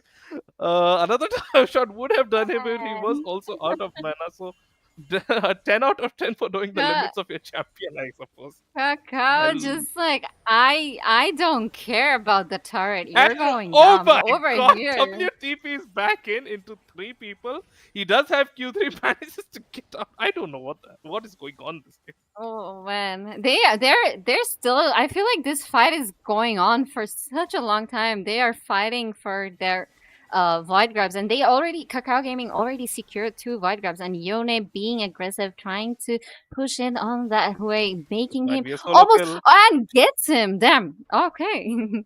Yone, I feel like Kakao Gaming is just like this is our game. Third game is also going to be ours. They are not respecting. They are just like, we don't care if the tower is there. We are killing you and getting away with it. We don't care. And now Yone gets a lot of platings from the mid, and look at the bounty. The lane is 2-0. Yone is already has a bounty on his head, so does Yasuo. Look at the CS lead. Magnificent, significant CS lead Yone compared to Hue. It is going to be hard for OG Gaming, and I feel like their morals are so down. Maybe they need to step up their gaming if they really want to win this and go to game 4. It might be a bit too late for that. We are all 12 minutes into the game, and another fight. So for the Dragon, Lulu is forced to pop her ult and flash over the wall. Stun is going to connect onto DC, but it looks like they're going to look for the disengage here. Nidali is pathing forward. Shield is on him. Deadeyes is trying to look for a target here. Hallucination is getting focused down by the wind. Dead Corporal is untouched as he continues to chase down the Jin. Spear is going to land. It's a double kill for Dead Corporal as Dead Eyes is going to run away with his tail tucked between his leg. Kakao Gaming is coming out There. swinging in this game 3, and every single blow is landing. And it looks like this is going to be part 3 of Let's Just Go on the Yone, but Yone ults away. And meanwhile, we have Vortex chasing down Dead Eyes. What's funny is this Getting- dragon has still not been taken. I feel bad for And we- Volley there, man. He's just getting bullied in his red. He's not being able to secure any of his red buffs so far that I've seen. And the fight is still going on. Jin pops his ult, and It almost looks like Jen is going to maybe pop his Love getting 2 is Lulu, in trouble. Fourth shot connects onto Vortex. Crown is going to finish it all. Love to finally rise, and Deadeyes finally gets his red buff. W is in a bit of a spot here. He's trying to look for the trade kill onto the Hue. Might not be able to do it as the shutdown goes over to the Rel. What? Hello? Oh, but this is That's a not good. dragon secure for them. They will be able to secure the dragon unless Is it? Vayne. Is it? Well, It looks like Vayne Kakao and Gaming is Yasuo looking just- for Root. Root is going to connect onto the win. He drops to 10% HP. The ult is going to finish him off from the volley bear. Copy looks for the knockup. Oh. He's in a 1 versus 5 situation. That's another shutdown. Kakao Gaming is just YOLOing at this point. Yeah, I feel like they're like, oh, we won 2 games. What's gonna happen? The They're playing action it never ends. aggressively. Nidali is going to look for the Yeah. kill onto Crown. Vortex is chasing it down. The burn ticking, the dash, and the slash is going to finish him off as it's going to be another kill for Vortex, but- and we are looking at a 4K goal lead. Mm-hmm. Yeah, definitely 4K goal lead, but even if it is a lead, I feel like OG was able to secure, like, maybe mend some of the damage. But I feel like Nidalee's being a bit too greedy this time, again, trying to go for the red, but safely going back this time around. But yeah, it's just unfortunate that they were not able to secure the drag this round. But look at the turrets. Their mid lane turrets is like almost down. Their top lane turn is gone. I did not even notice that. Oh my god! And the items on the both the teams, we already see like they're almost done with their first item. They are done with their first item, and but it is a significant CS lead, and they are taking the tier 1 mid tower, and they are probably going to force a fight in mid lane again. Yeah, this game, like it seems like Kakao's game is completely controlling the pace of and the comp is like I said, it's just I'm better than you, and Oh, that's what W is out to prove. And he just very clean kill onto the Hue under his tower, just absolutely destroys him. yeah. He finds himself 1-4. Meanwhile, there's a fight in the top lane. Copy has the Lulu ult on him. He's slowing everyone down. Deadeye is to go down. Jin ult is Oh, activated. Dead Couple flashes and chases onto him. Is he going to have the damage to finish him off? Dodges the root. Hallucination is in trouble. Has to dash back. The trap is going to slow down Dead Corporal, but look, it's Copy coming in from the other man. side. It's a pincer movement. Aurora jumps into three people, is trying to finish members off, but the damage is just too high. He gets taken down almost instantly, and that's 17 kills on the board for Kakao Gaming. Like if you look at the score, 17-7, it's like, that's not that bad. You look at the 77, map yeah, state, that is nothing. We have tier twos going down at 15 minutes. This is the time when we usually have tier ones going down. exactly. Like the thing about Kakao Gaming is I've been like watching the other two games. They're like we don't care what's going on, and I love how they're there for their teammates. Like yeah, our Vayne is in trouble. Everybody's there at the right time. Everybody's there at the right position, trying to secure. And like she survived, and she even got kills. It is crazy. Like look at Vayne's score. She's 4-1. Jin is 0-3, Uh, and I feel like but I think I almost jinxed it. Yeah, Vortex is looking for some Oh. action, and I think he's going to find it as the auto attack is going to finishing up a nice 850 goal for Buzz. W is here. He's like, if you die, I'm going to Who's gonna die get with his you. We are friends yeah. forever. Fear is going to connect Jin onto him, and that's going to seal the deal as if it was not obvious that he was dead already. But yeah, the Wayne, as mhm. far as the Wayne being in trouble is concerned, I think the Wayne is the trouble. Right now, Yeah, 4-1 Vayne and is the 4. Blade of the trouble. Druid King complete. Tier 2 puts. He's going Uh-huh. to.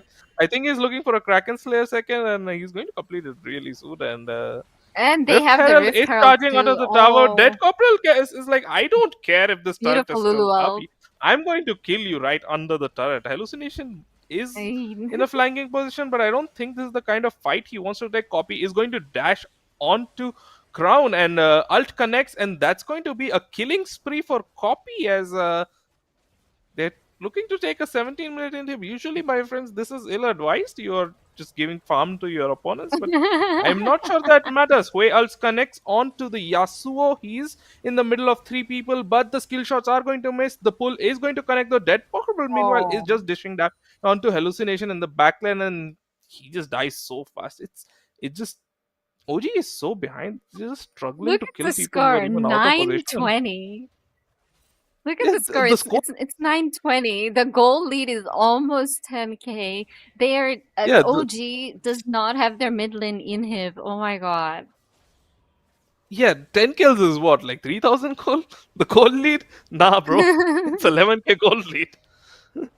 Uh, Nearly just Vortex is what? just bullying Deadeye. It Bullying Deadeye in looks his like own W jungler. might. I feel bad for Volibear because he is not able to farm peacefully in his own jungle. And so is this like they're not safe under their own tower. Crown, what It looks like YYZZ, they're just W is going dying, to get but taken down.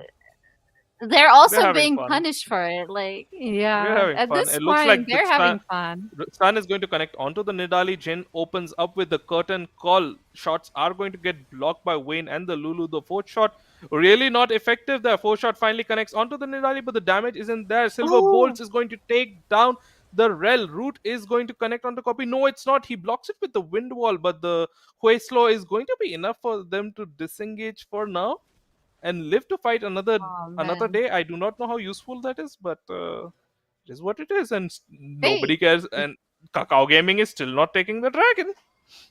They do not care. They just want the they're like kills. they want the I think kills Kakao and they Gaming is want just like Volibear's red. they want the They red buff. The red definitely buff is want the real Volibear's red. They objective just here. want Volibear's red. They're like, nah, no The- red buff for Volibear. No. They want Oh man, Volibear's that's so red. They sad. want the Volibear, and they're going to get him. Tower shot is going. Tower shots are going to take down Vortex though, but I think he's more than happy. I think if League of Legends had red buff soul, Kakao Gaming would have ended this game already. But that's not what we have. Rel ult is going to connect out to two members in the backline, but they don't seem to have the damage to kill him. Tower shot is going to find finish off Dead Corporal, though shutdown goes over to the Aurora. So that is good, I think. Oh, Lulu is brave. Lulu Oh, is so brave. oh, the Oh my support god. 1v1. Oh, the support 1v1. Yeah. Love to Battle of the is going for the supports. kill here, I think. I don't think this man is going to back off. I see now. Not at Meanwhile, all. Copy But is like, taking it's down the interesting to top lane see. tier 3, though. It's Away like lightning bolt is the going to mill. fight Knock that up was connects going onto on. the wall. Volley bear. Is the slow going to land? No, he dodges it. Deadeye is taking a ton of damage. Oh Buzz no! Lightyear is unable to follow up because of wind wall. A His ult double is going to kill? connect. The slow field is being No! laid down. The damage is ticking. Auto Oh attack finishes him off, and it's going to be a shutdown. And as great as that sounds, yeah, the goal they lead is still 11k. It is 12k. it's Never mind. still I stand corrected. 11K. It's a huge goal difference. Even if they took down too many shutdown goals, but still it's significant. But I feel like now they're probably going to try to secure the the dragon, maybe, or is she going back to I invade don't and think try they to catch care. someone off Honestly, guard again? I don't think they care. Kakao Gaming at this point is like, guys, there's no way we are getting the Bro, soul in Nidalee's this game. gonna. Oh my god, Or Nidale Nidali is is at the in a red buff, but the very tight crucial mistake here position. is the red buff is not actually buff. TP is going to be coming in, but the Nidali is already dead. W is here to follow up on Copy, and the Wind Brothers are going to look for the 2v5. Copy is going to take down Hallucination. Members are dropping Oh, low. Double kill for the Yasuo. They are taking a ton of AoE damage from the Huedo. And they do take down both brothers, but the brothers took down two with them as well. Meanwhile, top lane inhibitor is no longer in this world. not at all. I feel like Kakao Gaming just like, oh, we don't care if we're dying. We're keeping them busy. Go take the top lane inhibitor. But like, still, Vayne is still going in Oh because my they god. have no Dead Corporal peel. is They so don't have fed. Volibear. They The don't ult have. is going to connect. Oh yeah. Curtain call has been started up. Lulu ult is going to top up his HP. Hallucination going for an interesting engage over there. There's no one to follow up. Oh no. Volibear ult is going to go ahead. Knockback is going to prevent the follow up stun. Is slow going to land? No, but the stun does eventually connect onto him. He is dropping low. He does manage to take down Harambe. Lulu is going to flash over the wall, try and escape. He is going to get flanked by multiple members of OG. He is trying to do fancy footwork is the name of the game Whoa. here, but the auto attacks are going to be more than enough to shut him down. Can't dodge those, but yeah, top inhibitor is But down. yeah. But mid inhibitor is Secured there, is back up. sometimes. Secured sometime. They did end up juking around for a while, but now we finally What see them hopefully securing this Chemtech doth mine dragon. eyes deceive me? Kakao Gaming going for the dragon. Finally, and obviously they're gonna go for that Atakan is like, okay, enough. We Oh, need to take few objectives. I think what's going on here is Kakao Gaming was like, we have to take Atakan, and it's like, oh guys, there's a dragon on the way. Do you want to take it? You definitely like, okay, let's do it. Because I was seeing Nidalee trying to go back to the ring, and then like, no, come here. We need you for the drag. But right now we see the two brothers going bot lanes, trying to push bot, and Vayne on the other side in the mid lane, trying to deny them from recalling so that the brothers can go bot lane, trying to take the. And we see Vayne almost getting Volibear, almost getting him, but Volibear runs And away. Look at bot lane. The Wind Brothers are going for another outnumbered play, but this time it's only a 1 versus 3 crown is going to go down. Rambe Avengers is dead. Dead Corporal is going to be chasing down Dead Eyes. He's having some fun. It's all fun and games. Double knockup is going to connect from the Yone. Copy is taking tower shot after tower shot. It's a beautiful shutdown for Hello. No, actually, the kill goes over to the way because of the burn effect. Love 2 is going to look to kill his counterpart over here, but Dead Corporal is here as well, and I think he wants that kill. Who is going to take the kill Oh here, guys? man, So exciting.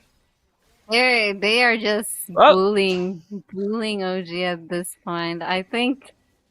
Uh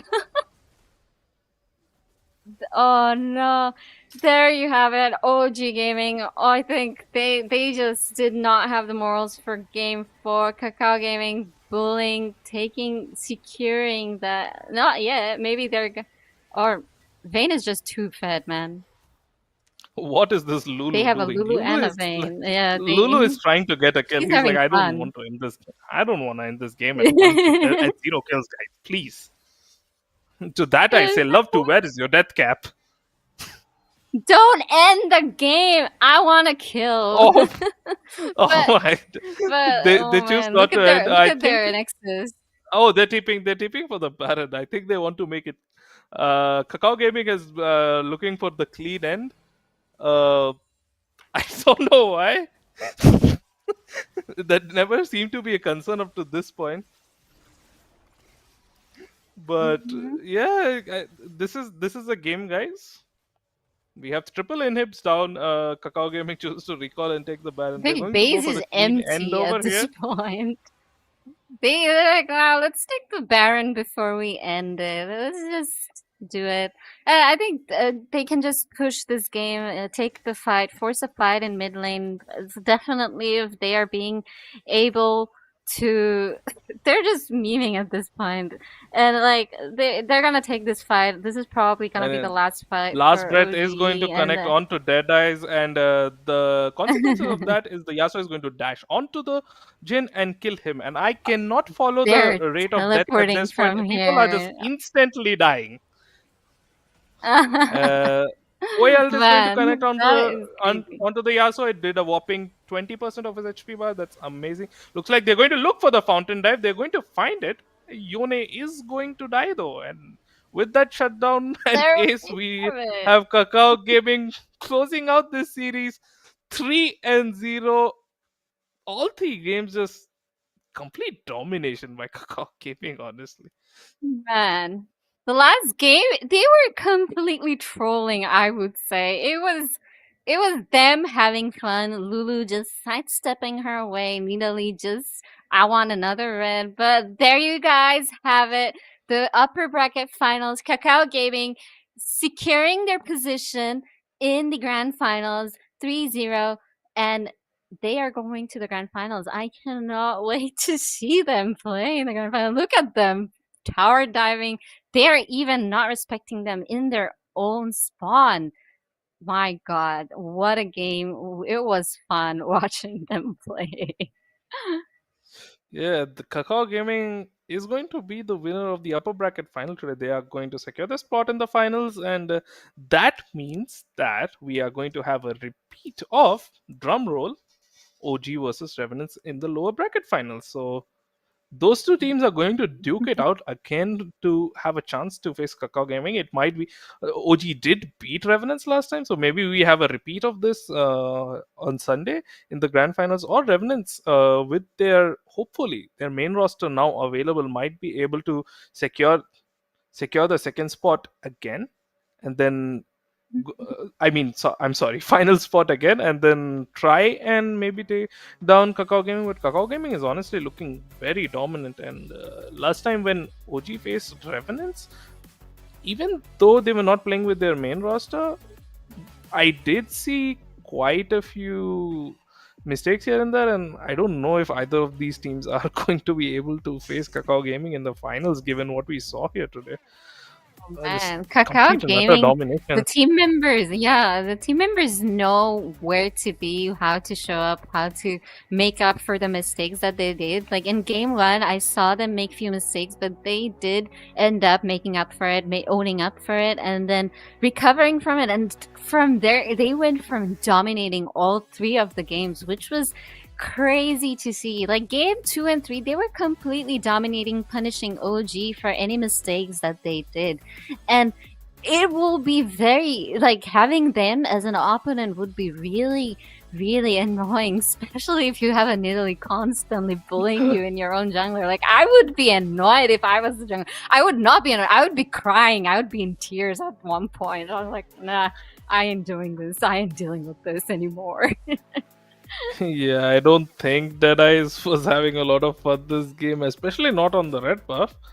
I don't know about the other parts of the map. So it was an okay start, but this comp by Kakao Gaming, I think, was pretty much a skill check comp. Like, when you draft something like this, all I hear is, we are better than you, we are going to beat you up. And that's exactly what they did. So. Definitely. And I just love how Kakao Gaming just knows, like, oh, we are targeting this person right now. Focus on this. Our Vayne is in trouble. We need to save her right now. And like the team is right there, right then. And they're like, oh, keep them busy there while I take the inhibitor there. That's what we saw in this game. And it was crazy. And without further ado, we can see the comparisons in this round. We see 24 kills for OG, and then Kakao Gaming with 41 kills, and the significant goal lead Kakao had, 47k for OG and 62 for Kakao Gaming. Towers, 0 towers for OG Gaming. That is unfortunate, whereas Kakao Gaming cleared their whole map. Objective, I feel like Kakao Gaming was not really focused on that objective. Rather, they were more focused on their red buff. Both the teams have 1 dragon each, but they were able to secure a Baron, a Rift Herald, 2 grubs. 1 grubs OG was able to secure, and the Kakao Gaming was able to secure that Atakan, and leading them to 3-0. Kakao Gaming going to the grand finals, not losing any games so far. Yeah, and it looks like the MVP for this game is going to be Dead Corporal on that Vayne, completely dominant. We see the 6.7 CS per minute, but that is because he has 15 kills, 1.2k damage per minute, and 14k gold. Honestly, this game was just complete. You could give MVP to pretty much any member on Kakao, because they were all Definitely. just so dominant. It definitely felt like they were just having fun. I think DC feel had like the most fun though. Yeah, definitely. And like Lulu played an amazing support for his whole champion. Like the shields that he gave to Vayne, to everyone, it was really important. Everyone on the team played really, really good. Lulu played well.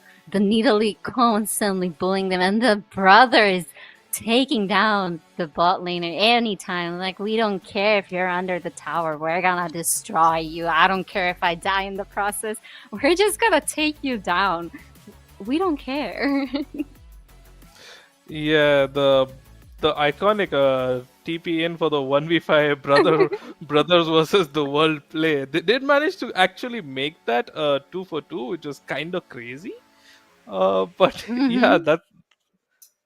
yeah, domination. Like, they were all like at the beginning of the game. You were saying that the 2 brothers, they're gonna go for 0-10 and they're gonna get that power buff. But now they're like, oh, we have the power buff. We're also gonna go 10 deaths. We don't care if we go 10 deaths, but we're also gonna kill them and get that double buff if we need. It's just man, crazy game.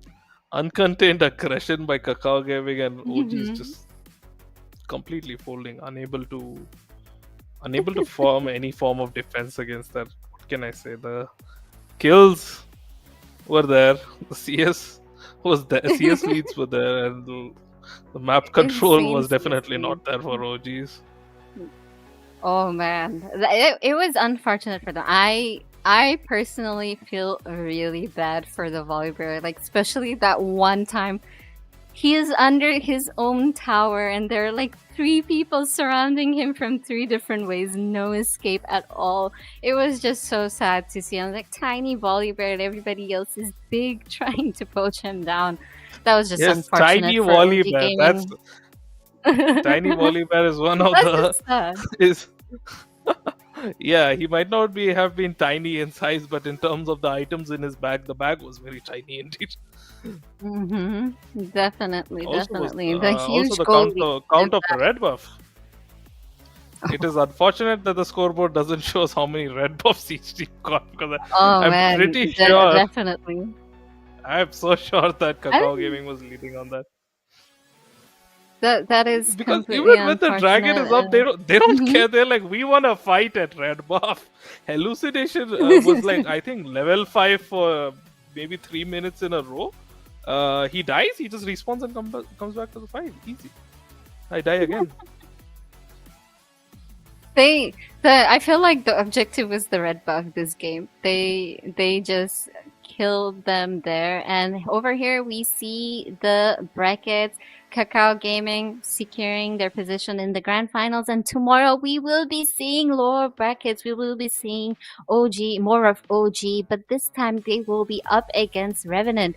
Now, you tell me about Revenant. I think you were a part of that team. Yeah, I might know a bit about Revenants. Just a little bit. Yeah, so OG versus Revenants should be, I think, pretty exciting. Last time they faced up, as you saw in the bracket, it was a 3-1 victory for OG, so Revenants was able to take one game off. They were playing with their substitute jungler, so hopefully tomorrow we'll see Ezian making a return, and maybe that shapes up to be a much closer series. I can see that going to game 5. The chances are much higher, I think, than the matchup today. But no matter who wins that, they're going to be facing Kakao Gaming in the finals, and I think no matter who wins tomorrow, like either team is going to have to really step it up if they want to maybe take Definitely. even one game away from Kakao at this point. So I am curious to see even like if OG makes that comeback, they will be hoping they'll get that chance to get their revenge and in the grand finals. Who knows? Maybe they get the revenge. Maybe OG is able to take down Revenants, but that's hard to say. That's something we are going to find out only tomorrow. Definitely.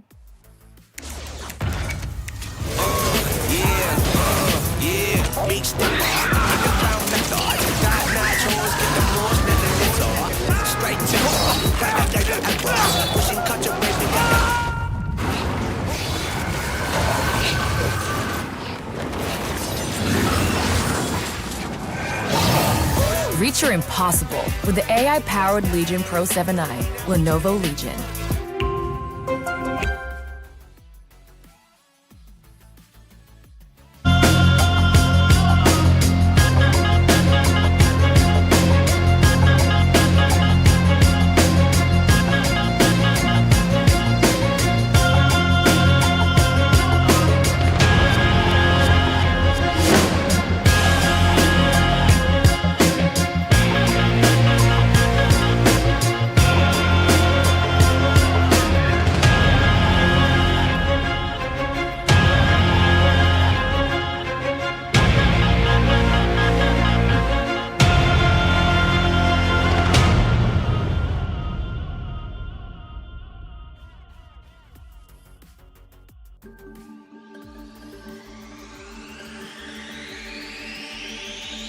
Alright, yeah.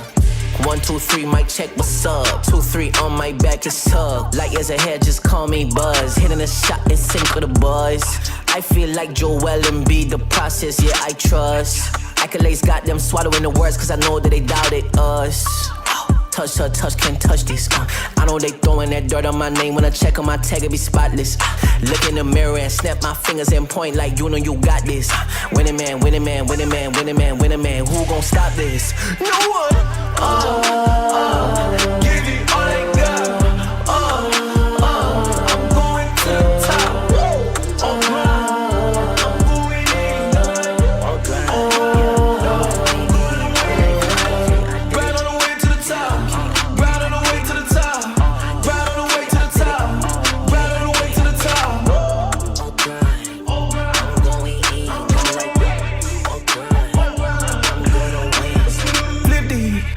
The lead and I stick it. I came from the bottom to the top, but I'm not finished. I just needed me a minute. Standing attention, lieutenant. I gotta get up and get it. All I'm focused on is winning. He not got a cheat code. We win until the clock gon' hit zero. I'm fighting my way back like I was Nemo. Do it, I am a dynamic duo. Win, win, win, and win. That's right, my nickname is winning. Gotta walk in the building, gotta inspire the children. When they see my ambition, I'm not a regular civilian.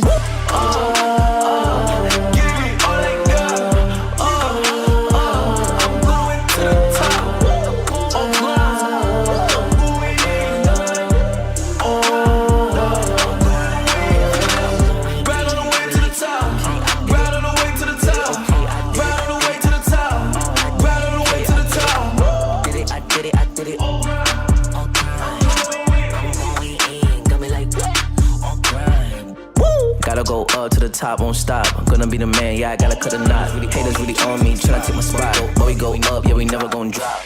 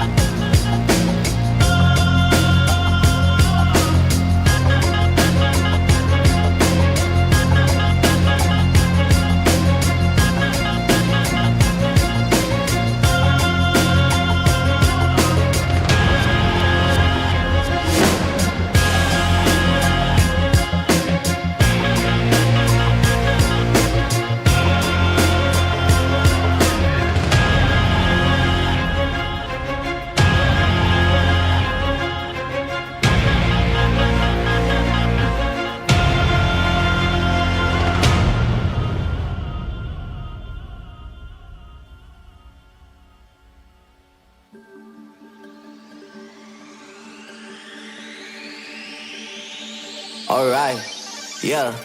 1, 2, 3, mic check, what's up? 2, 3 on my back, it's up. Light years ahead, just call me Buzz. Hitting a shot in sync with the buzz. I feel like Joel Embiid, the process, yeah, I trust. Accolades got them swallowing the words, cause I know that they doubted us. Touch her, touch, can't touch this. I know they throwing that dirt on my name. When I check on my tag, it be spotless. Look in the mirror and snap my fingers and point like you know you got this.